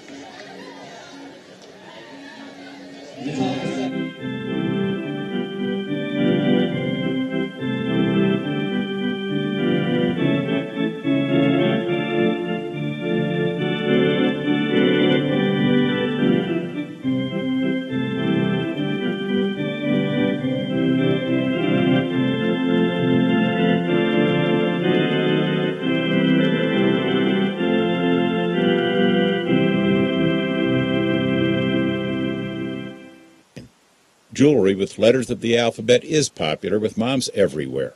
This Mother's Day, Shane Company takes the concept to new heights of personalization with our customizable initials.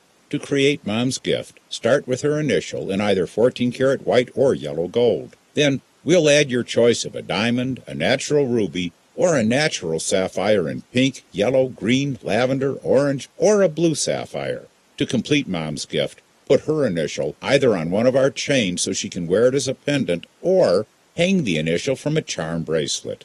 For a totally unique pendant or bracelet with her personalized initial that Mom will cherish forever, shop for Mother's Day at Shane Company or at shaneco.com. Now you have a friend in the diamond business. Shane Company, at the corner of State Street and 7200 South. Open weekdays till 8, Saturday till 5, closed Sundays. Online at shaneco.com. Beach Patrol, we have a 418 in progress. 10-4, we're on the scene. Son, there's no grilling permitted on this beach. Whoa, I didn't make this. It's Costa Vida's fresh grilled chicken burrito. Do I look like a rent-a-cop? Well, when I see layers of freshly grilled chicken, cilantro lime rice, and a warm handcrafted tortilla, I know they must have been grilled on my beach. But you smell that, Rookie? Roasted green chili sauce? You making signature sauce on my beach? No. Rookie, you buying this? Captain, I bought last time. Taste summer. Escape to Costa Vida. Congratulations. Craig Brinkroft's going to lead off the bottom of the 7th inning. New pitcher for Seattle. First pitch to Brinkroft is down and away. The new pitcher is number 47, Grant Gunning.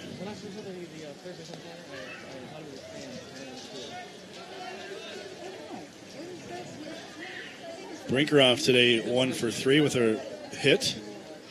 Pitch is high, 2 balls and no strikes. Gunning 2-1 on the year, 2.50 ERA, making a 16th appearance, 39 2/3 innings. 11 earned runs, 35 hits, 29 strikeouts to 19 walks. Pitch misses high again, and it's 3-0. Most of these Seattle pitchers today, especially, Seattle's 3.77 ERA coming in at good pitching numbers. Ganger entered 4-0 with 3.08 ERA. He will not factor into the decision.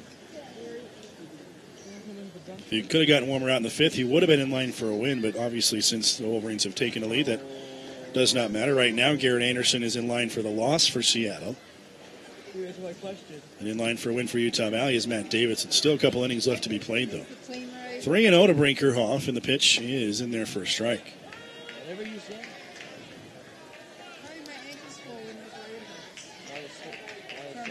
Brinkerhoff singled to begin the sixth inning. First of 6 hits in that inning. Here's the 3-1 pitch. He swings and fouls it back. And a count full, 3-2.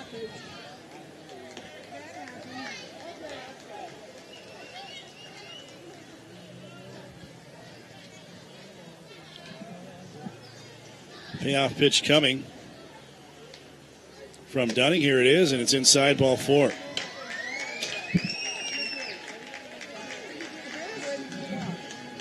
I said Dunning, it's Gunning. The San Francisco Giants have a pitcher named Jake Dunning. This is Grant Gunning.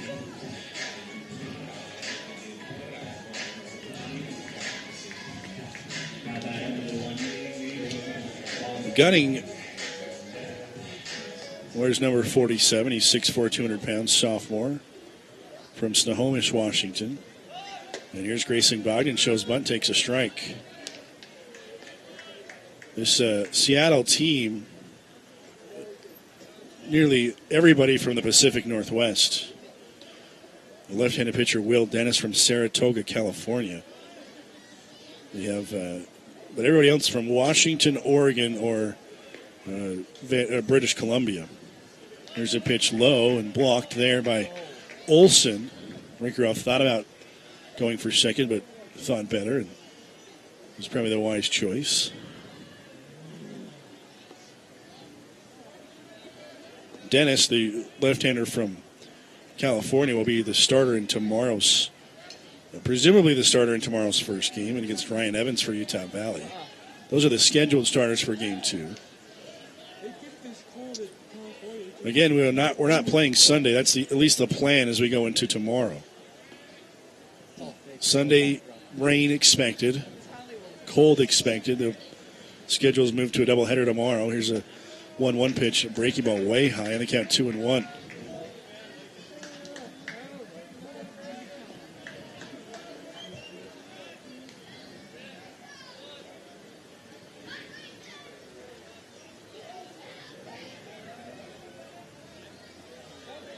Two balls and a strike to Bogdan. Brinkerhoff at first. There goes Brinkerhoff. Bogdan swings and hits it in the air to left. Summers is going to put it away, and back to first goes Brinkerhoff.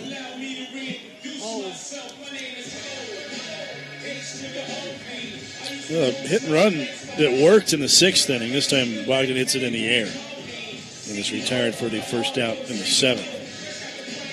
So now about Bo Callis, who's had a nice day all the way around. Callis 1 for 1, 2 walks, 2 runs scored, and RBI.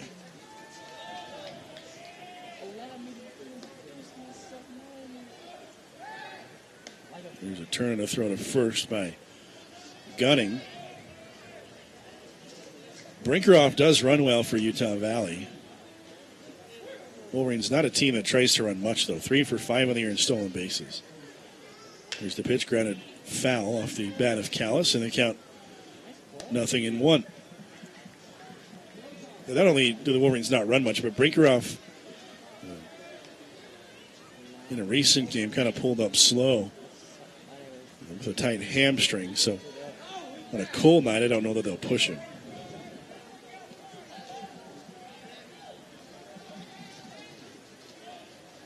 One strike to Callis with Brinkerhoff at first. Gunning a couple of looks over to Brinkerhoff, and Callis asks for time.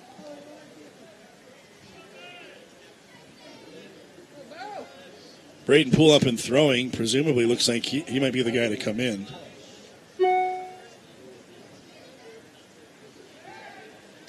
And another throw to first.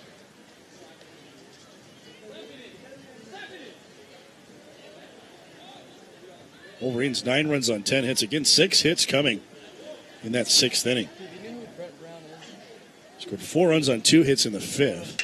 Here Cal swings and hits this one to center field.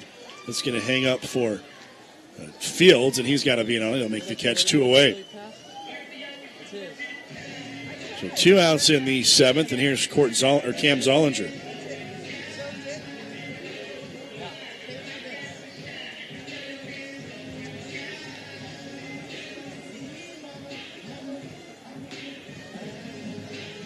I said Court. Court is Cam's brother who played at Utah Valley prior to this season, and Cam, a transfer from the University of Utah. An RBI single today. That came in that 6th inning. And there's a throw to first. There, got the runner picked off. Brinkroff picked off, leaning towards second. He's picked off 1-3, and that will end the inning. So 7 complete. Utah Valley still holding a 1-run lead. It's 9-8 here on WolverineGreen.com.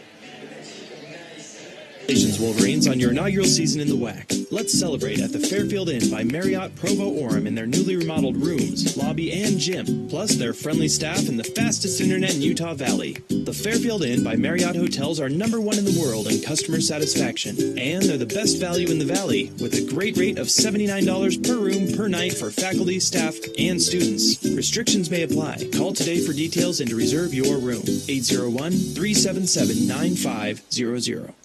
Captain Sorensen here for the guaranteed best meatballs anywhere. Firehouse Subs Meatball Sub. King of the meatballs, that's for sure. Without equal. Well, technically, the Firehouse Meatball does have an equal. The Firehouse Meatball Sub you eat today is just as amazing as the one you'll eat next week, and every week after that. So basically, they're co-rulers. That what you're saying? I'll put it this way. Nothing compares. And no wonder Firehouse Meatballs are specially blended with premium ground beef and pork, aged Parmesan cheese, toasted breadcrumbs, and Italian spices. And the crown? Our zesty marinara plus melty Wisconsin provolone. And the throne, please? Our perfectly toasted private recipe sub rolls. It's the classic Firehouse Meatball Sub. Guaranteed to be the best meatballs you've had anywhere. Try it today, only at Firehouse Subs. Take one bite. Our way beats their way. If you don't agree, it's free. Look for us on Facebook, Twitter, and FirehouseSubs.com. Firehouse Subs, founded by firemen. Braden Poole, the new pitcher for Utah Valley as we head to the top of the 8th.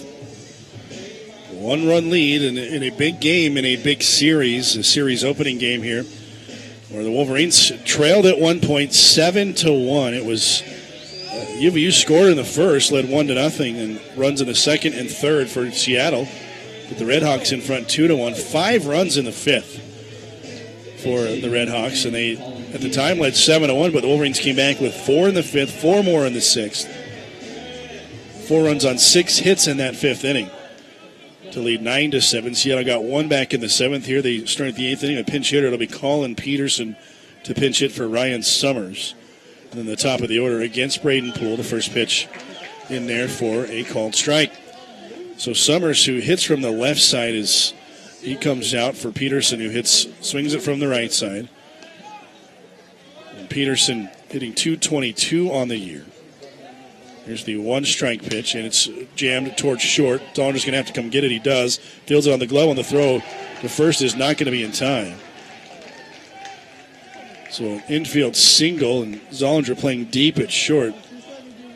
Had really not much of a chance on that one. So Seattle's got the potential tying run aboard to begin the top of the 8th inning. And Peterson is that man at first. Seattle does not have a very big bench. Just 26 players on the roster.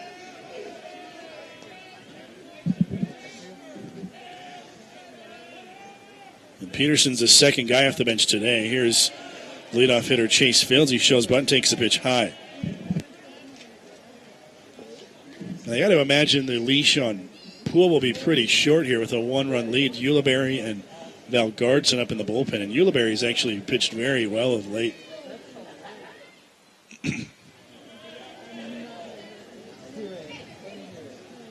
One ball, no strikes. The pitch. Fields shows bunt again, and it's down in the dirt. Right here up quickly with it to keep the runner Peterson from advancing. 2 balls and no strikes.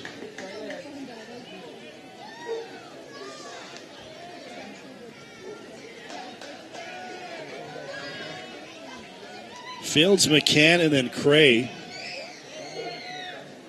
Moved to first by Poole. Fields today is when he's reached twice, and in both times he's scored. 22 stolen bases on the year with one today. He's given the Wolverines headaches whenever he's been anywhere today, and he bunts this one foul. They count 2-1.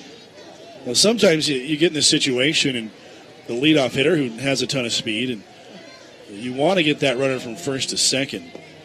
And the leadoff guy sometimes overdoes it, tries to get that bunt single instead of just pushing the runner to second base. So Fields has showed late each time here, and this time he shows it late again. So not quite a drag bunt, but a late show of the sacrifice. But he's seen 3 balls against 1 strike, and the count now 3-1. So really, Fields does look like he's just going to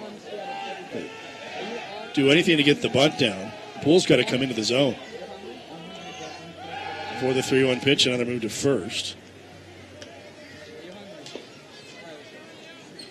Peterson, the runner at first base.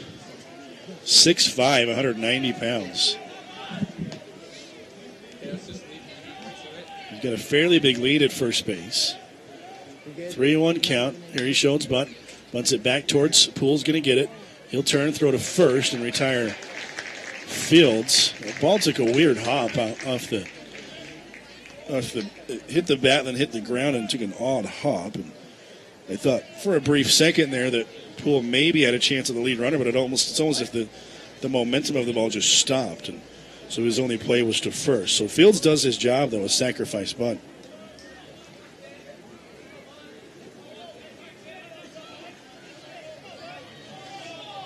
So it's Peterson to second. Peterson pinch hit for Summers. And now Michael McCann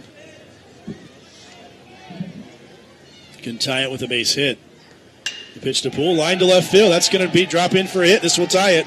Andrus tries to cut it off, can't do it, and roll all the way up against the wall. It's going to be a double for McCann, and we're tied at 9.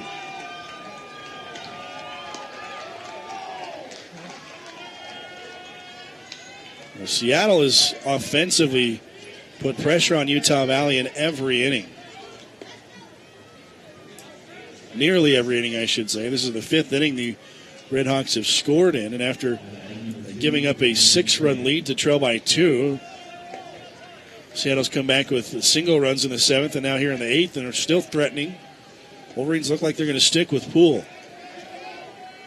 So here's Landon Cray, the big hitters coming up now for Seattle. Cray 1 for 3, an RBI single in the 3rd. He can give the Red Hawks the lead, a breaking ball down and away.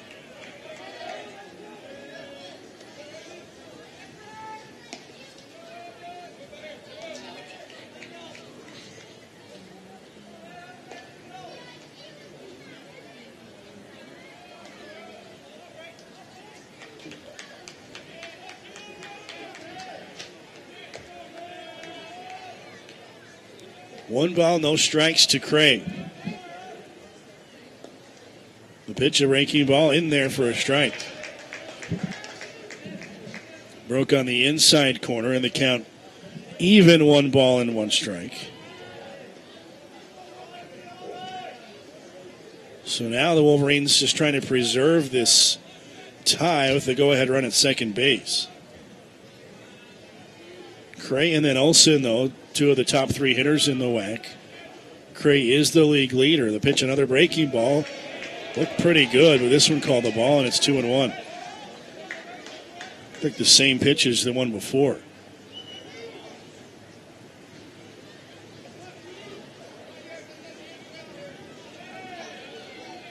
Cray hitting .371 on the year. The RBI in the second, the third, his 18th of the season.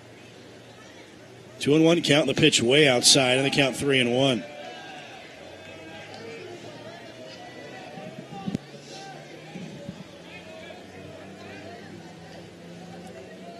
So with Olsen on deck, I think either way, you'll see Val Gardson after Cray's plate appearances through. He's ahead of Poole, 3 balls and 1 strike. So Matt Davidson, who pitched well coming in and give up the 1 run in the 7th inning, was in line for a win. Now will not receive a decision. Here's a breaking ball, called strike 2, and the count full. Davidson a run on 1 hit, 2 strikeouts in 2 2/3 innings. No walks, so another good performance from Davidson after we saw a great one last week in New Mexico State. He was in line for the win. Anderson was in line for the loss, but now we're tied and everything's up in the air. 3 balls and 2 strikes. The pitch to Cray, and he protects there, fouls it back, and the count remains full. We'll do it again.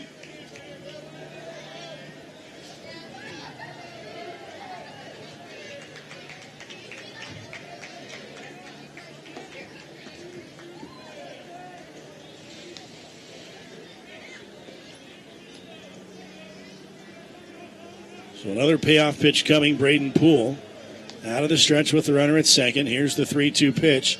Swing and a miss on a breaking ball. And Cray down swinging for the second time today.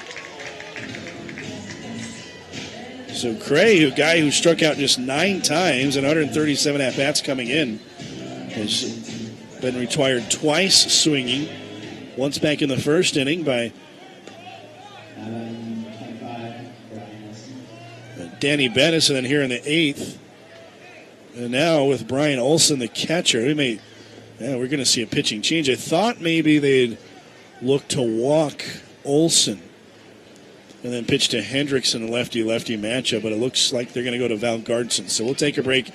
Be back. Pitching change. Utah Valley and Seattle tied at 9 here in the 8th. Hey, UVU fans. What would you say if I told you you could stay in one of Utah Valley's pristine hotels for free? Well, guess what? You can. By signing up for La Quinta Returns, you can earn free nights at La Quinta. Stop by one of our many locations or visit us at lq.com. That's lq.com. Be a true UVU fan and stay at La Quinta Inn and Suites in Orem. Hey Wolverine fans, this is UVU President Matthew Holland, and I would like to personally invite you to join the Wolverine Club. The Wolverine Club coordinates social activities, pays tribute to student athletes, and honors alumni and friends who provide support to the athletic program. Donated contributions provide academic and athletic opportunities for over 300 Utah Valley University student athletes annually. There are many benefits for Wolverine Club members, including courtside seating, club luncheons, dinners, and much, much more. Be a Wolverine, support scholarships, and join the Wolverine Club.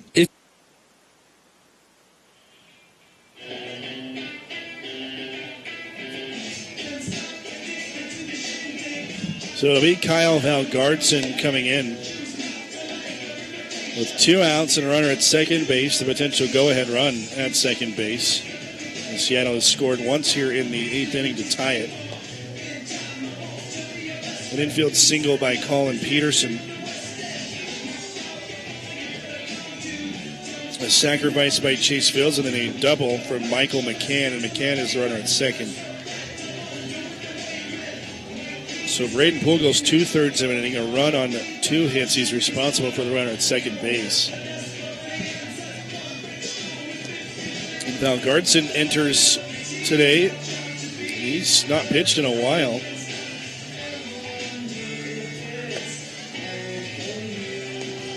I guess I shouldn't say that. He pitched a week ago Tuesday, but did not pitch last week at all. That New Mexico State or New Mexico. A third of an inning against BYU. No runs on 2 hits.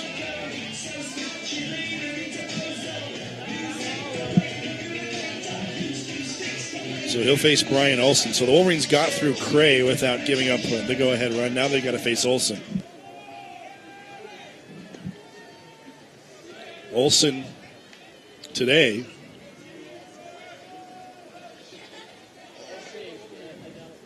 is 2 for 4 with an RBI. First pitch, fastball on the outside corner at 89 for a strike.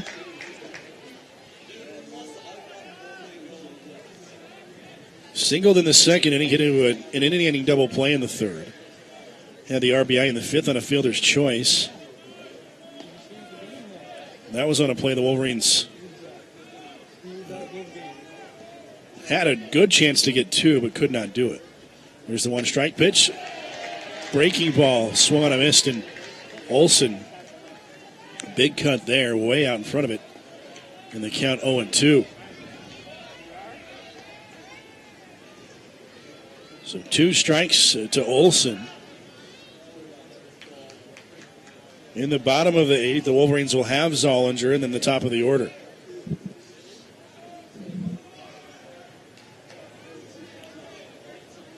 Two strikes to Olsen from Valgartson, the pitch. Again, a breaking ball way outside, and the count 1-2. Trying to get him to chase.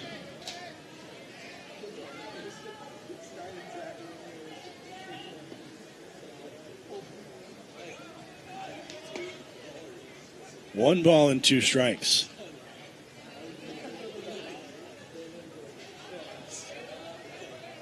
Now Gardson set, looks back at the run of the pitch. Fastball low, and the count 2-2.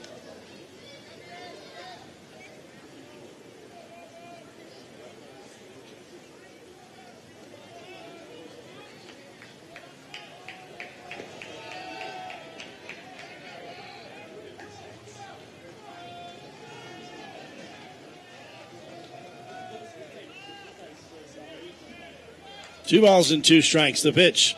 Breaking ball gets away from Rainier. Moving to third on the wild pitch is McCann. So the go-ahead run 90 feet away, and the count 3-2 to Olsen. This might be the only hitter that Valgartson faces. Ulibarri up in the pen. Michaud up in the pen. And the left-hander Hendrickson on deck.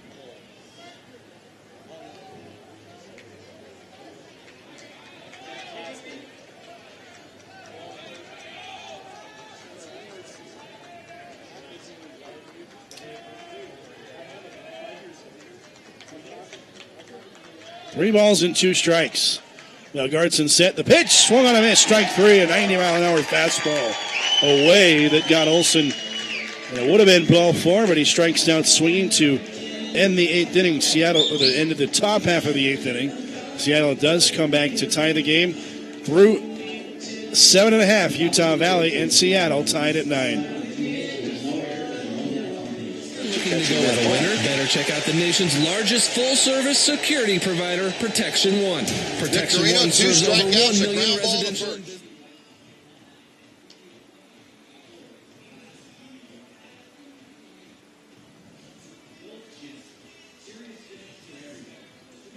One is hiring now. Visit careers@protectionone.com for details, or drop by our Career Center just off the University Avenue exit of Interstate 15 and head for 1290 Sand Hill Road in Orem, or visit youdon'tknowp1.com. Game management is brought to you by the Les Olson Company. The difference between success and failure can come down to game management. Partner with the pros at Les Olson Company to manage all of your document needs. Managing the flow of information is vital to the success of any business. Les Olson Company provides its partners with a full range of document management solutions backed by a veteran team of professionals. More than paper and ink, more than hardware and technology, this is a partnership. Visit us online at lesolson.com. Les Olson Company, your business empowered.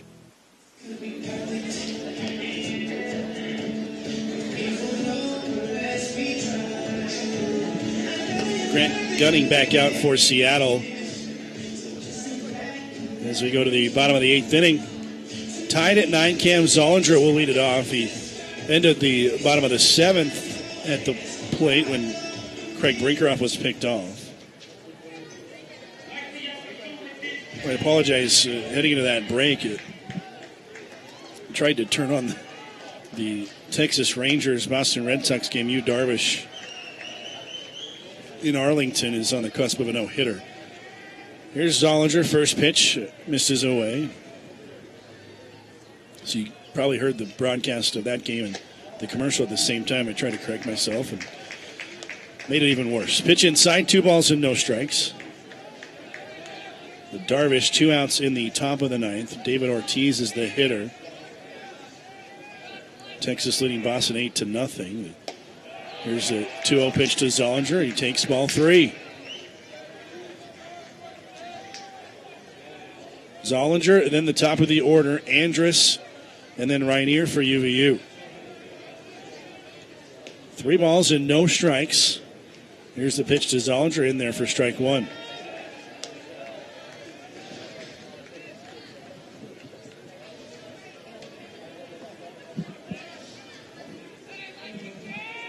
There's a left-hander up in Seattle's bullpen. 3-1 pitch. Pitch down and in. It's called strike 2 and the count full. Not a lot of consistency behind the plate tonight. 3-2 count to Zollinger. And the pitch swung on and hit to center field. Field's out a couple steps. He's going to camp under it, make the catch, 1 away. Well, Yu Darvish just gave up the first hit in the top of the 9th inning with 2 outs. David Ortiz, with the shift on, found the hole between the second baseman playing shallow right field on the shortstop. So Darvish, a pitch away from getting the no-hitter, does not do so. And so now we can go back to focusing on the Giants and the Dodgers. And this one. Here's Andrus' first pitch swinging, hits it to right center field. Cray over to his right will make the catch, 2 away.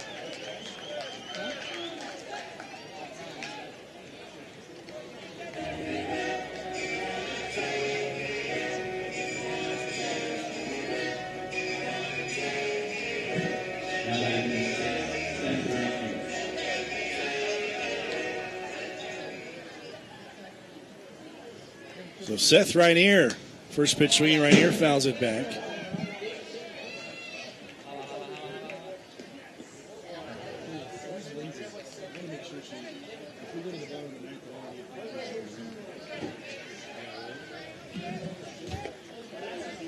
One strike to Rainier, and the pitch is on the outside corner for a strike. It's 0-2. Seth today 2 for 3. Was hit by a pitch in the first and scored. Singled in third, singled in the 6th. Swings and misses here, and a 3-pitch strikeout against Gunning. So Gunning retires the side in order in the 8th. We'll go to the 9th. Utah Valley 9 and Seattle 9.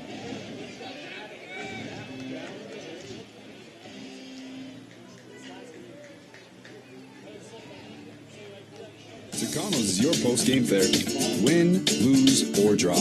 Regardless of the game's outcome, you are guaranteed a win at Tucano's. All that mouth-watering, marinated, and grilled to perfection Brazilian goodness. More than 15 meats and vegetables served hot off a skewer at your table. Your taste buds are gonna samba. Let the dance begin.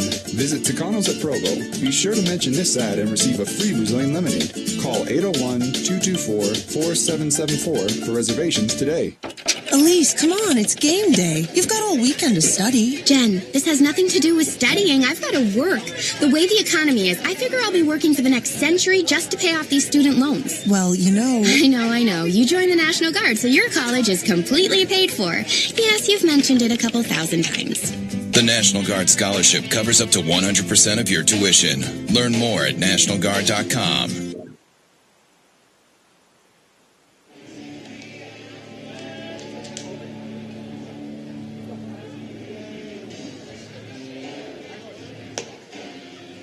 Now we go to the 9th inning, tied 9-9. Kyle Valgartson back out for Utah Valley. And he will face, in the top of the 9th, the shortstop Colin Hendrickson to lead it off, Brock Carpenter, and then Sam Finfer. Those are the 3 hitters due up for Seattle. Wolverines in the 8th inning gave up a run to lose a 9-8 lead. It was 9-9 with a go-ahead run at second base and 1 out. First pitch from Valgartson to Hendrickson's off the plate for a ball. But in that 8th inning, Braden Poole struck out the league's top hitter, Landon Cray, on a curveball. And then Kyle Valgartson came in, struck out Brian Olson on a fastball away. Here Hendrickson swings and turns and hits this one high and deep to right. It is gone, a home run. Just inside the foul pole, down the right field line. And Seattle has taken a 10-9 lead. That thing was hooking and just curled around that corner. On a line shot anywhere else in the park, that is not out. It's a short porch and right. Wasn't hit very high. And he just snuck that thing out down the line. His 5th home run of the year, and the Wolverines trail.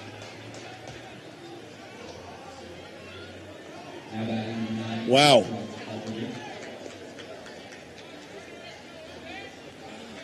So one out, or nobody out in the ninth. Here's Brock Carpenter. The pitch swung and foul, backing out of play.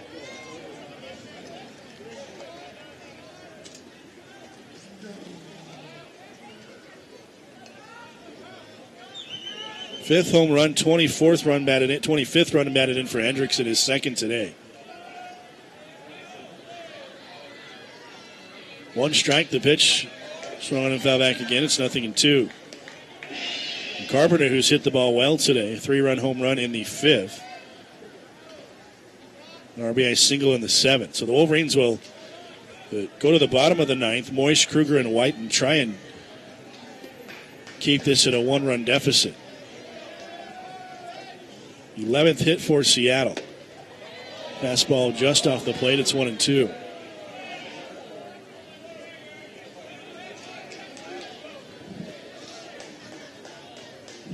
Seattle really responded well after giving up the 8 consecutive runs, 4 in the 5th and 4 in the 6th. Here's the 1-2 pitch. Carpenter sticks his bat out and fouls it back and out of play. The Red Hawks scored 1 in the 7th to get within a run, 1 in the 8th to tie, and now 1 in the 9th to take the lead.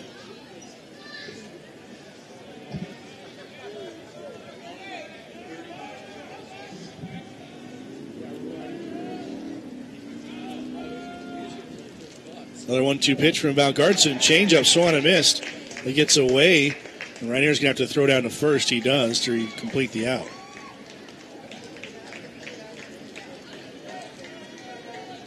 So Carpenter down swinging for out number 1.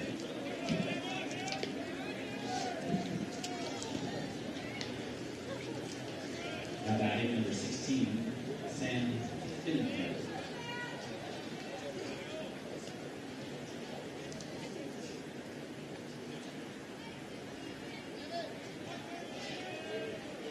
There is a left-hander up in Seattle's bullpen. There's Finn for first pitch swing, grounds it to first, and it's just foul.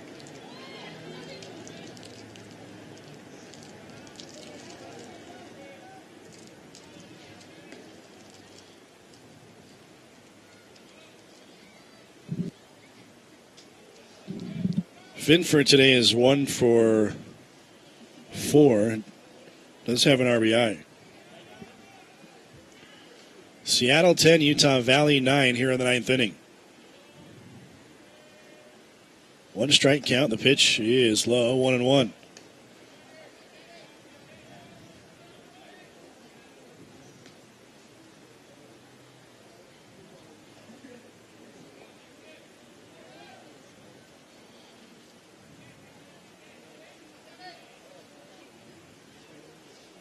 There's the 1 strike pitch, chopped towards third, a high chopper.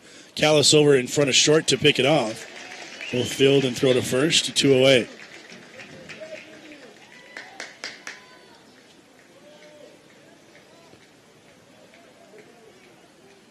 But now Koenig with 2 outs and nobody on. His second plate appearance, he grounded to short in the 7th. Came on to pinch run in the 5th inning.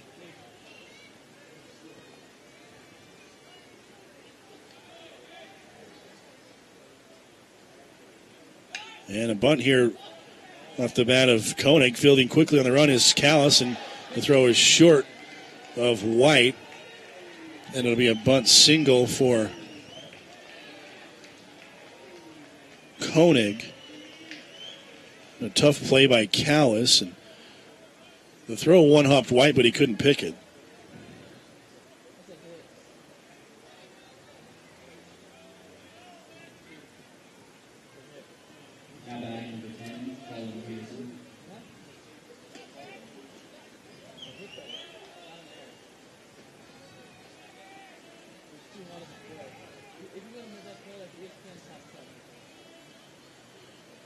So here's Colin Peterson, his second plate appearance. And he singled in the 8th inning and scored an infield single. And the first pitch here misses.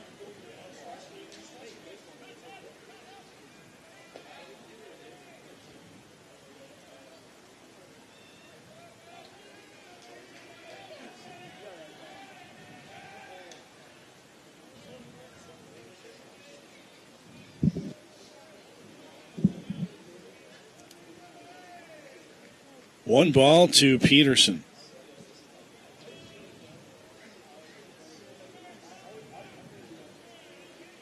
Here's the 1-0 pitch, and it's in there for a strike.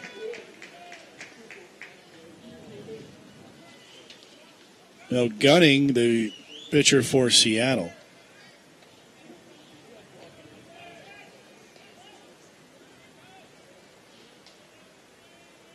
No runs on no hits, a 1 walk, 1 strikeout in 2 innings. He is the current pitcher of record and stands in line to get the win, should he get the victory. You would move to 3-1 on the year. Val Gardson, if the Wolverines cannot at least tie the score in the bottom of the 9th, stands to take the loss. Here's the pitch. Slider on the outside corner for a strike. It's 1-2.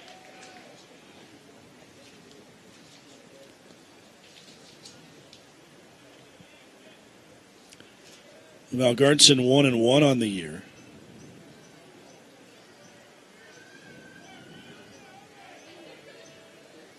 One-two pitch, just off the plate.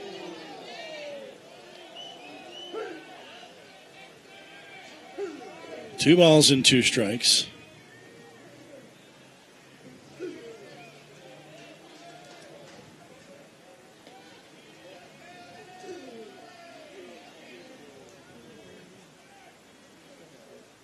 Here's the 2-2 pitch down and away. There goes the runner down to second base, and they've got him. Rainier down to the second baseman, Bogdan, to retire Koenig, to retire the side. And we'll go to the bottom of the 9th. The home run by Colin Hendrickson, though, and Seattle's taking the lead. The Wolverines need a run to tie, 2 to go home. They score as we head to the bottom of the 9th. Seattle 10, Utah Valley 9.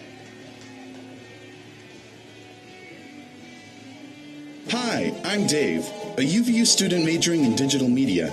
Did you know that by ordering UVU license plates, you contribute to the General Scholarship Fund and help students like myself afford tuition and other college expenses? In addition, you have the added benefit of showing off your UVU pride while driving around the valley. The cost is a one-time $15 fee for your new Wolverine plate, plus your annual $25 scholarship donation. Pride your ride. Order your UVU license plates online at uvualumni.org. UVU fans love their athletics. But did you know that they love to stay at La Quinta Inn and Suites across the street from UVU? Yes, that's right. With La Quinta's Bright Side Breakfast, free wireless internet, workout rooms, heated indoor pool and spa, great rooms, and friendly staff, what's not to love? Be a true UVU fan and stay at La Quinta Inn and Suites in Orem.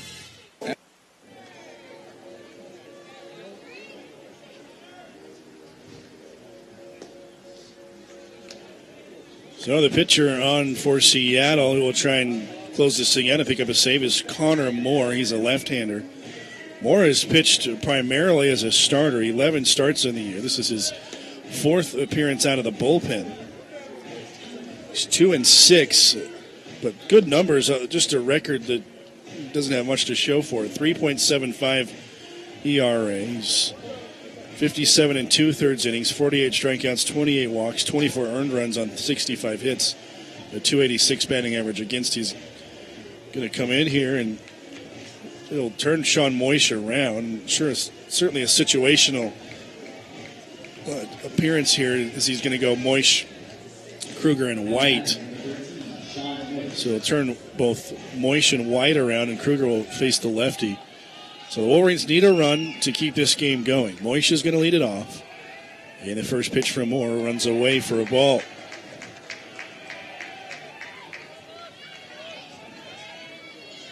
Sean Moish today 0 for 3. He's been extremely hot. Colin Hendrickson, the go-ahead home run in the top of the ninth. A line shot down the line and right. Here's a pitch way low, and they call it a strike. And Eric Madsen out of the dugout does not like the call. And boy, that pitch was so low. You can probably hear the crowd reaction. Not been consistent behind the plate. Here's the 1-1 pitch outside, and it's 2-1. Should be 3-0. That pitch not anywhere near the strike zone. 2-1 pitch. There it is. Moist grounds it towards the middle to his right. Here's the second baseman, Koenig, throw to first in the dirt, and it's picked at first base. And Cooper Fouts arguing that the McCann at first came off the bag, and now Madsen out to talk to the umpire at first base, saying that he pulled his foot on the pitch on the ball that was in the dirt. And now the first base umpire is going to ask for help from the home plate umpire, and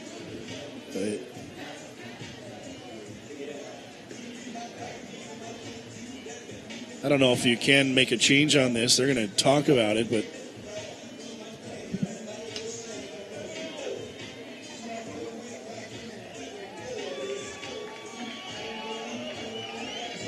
so it remains an out. Like I said, I don't know if it's even possible to change something like that.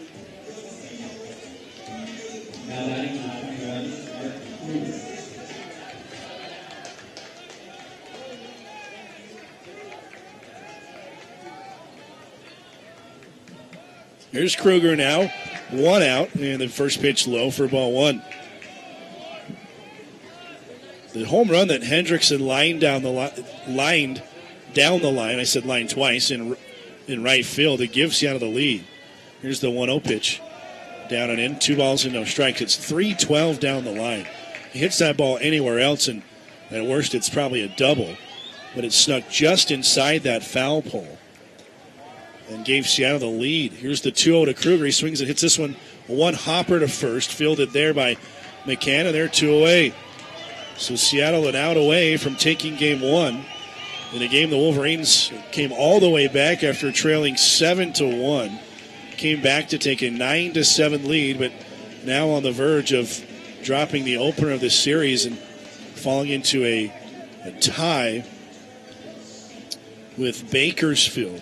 Texas Pan American leading Sacramento State 1-0 in the third inning. That game was suspended first to lightning and then to rain. They'll pick that one up tomorrow.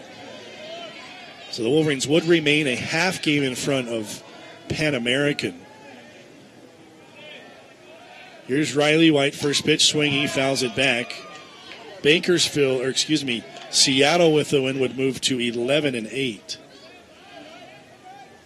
You're just getting into percentage points now. That's a 579 winning percentage. Here's the 1 strike pitch to White, a breaking ball away, and it's 1-1.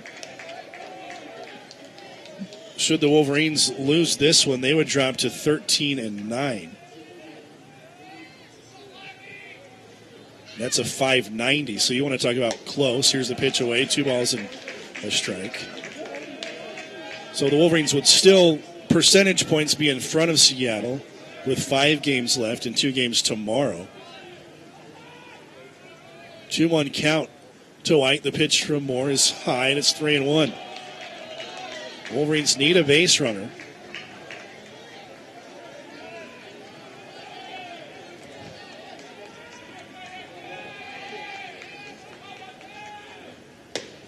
Three and 1 pitch, swung on a miss, and they count full 3-2.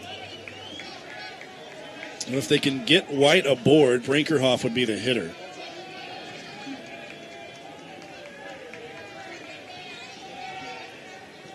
Three-two pitch coming up. The pitch to White, saw him, popped up. This should do it. Out is the second baseman, Koenig, a few steps into the outfield grass. He puts it away, and Seattle wins the opener 10-9. So Colin Hendrickson, the line home run over the wall in right to give Seattle the win in that run in the top of the 9th inning. And the Redhawks blow a 6-run lead, but then come from 2 runs down to win it 10-9. Winning pitcher tonight is Grant Gunning. Gunning on the year, 3-1. The losing pitcher, Kyle Valgartson, he drops to 1-2. Connor Moore, the save. He picks up his first save. Well, the Wolverines kind of lifeless at the plate after that 6th inning. Brinkerhoff walked to begin the 7th, but the next 8 hitters all retired in order, and in the midst of that, Brinkerhoff was picked off on first. So really, the Wolverines with just 1 base runner over the last 3 innings against Gunning and Moore, and they drop a very important opening game of a very important series after leading going into the 8th inning. So the Wolverines fall to 22-25 on the year, 13-9 in the WAC. They drop into a tie with Bakersfield, also at 13-9. Wolverines do have the tiebreaker there, so theoretically still sitting in 3rd place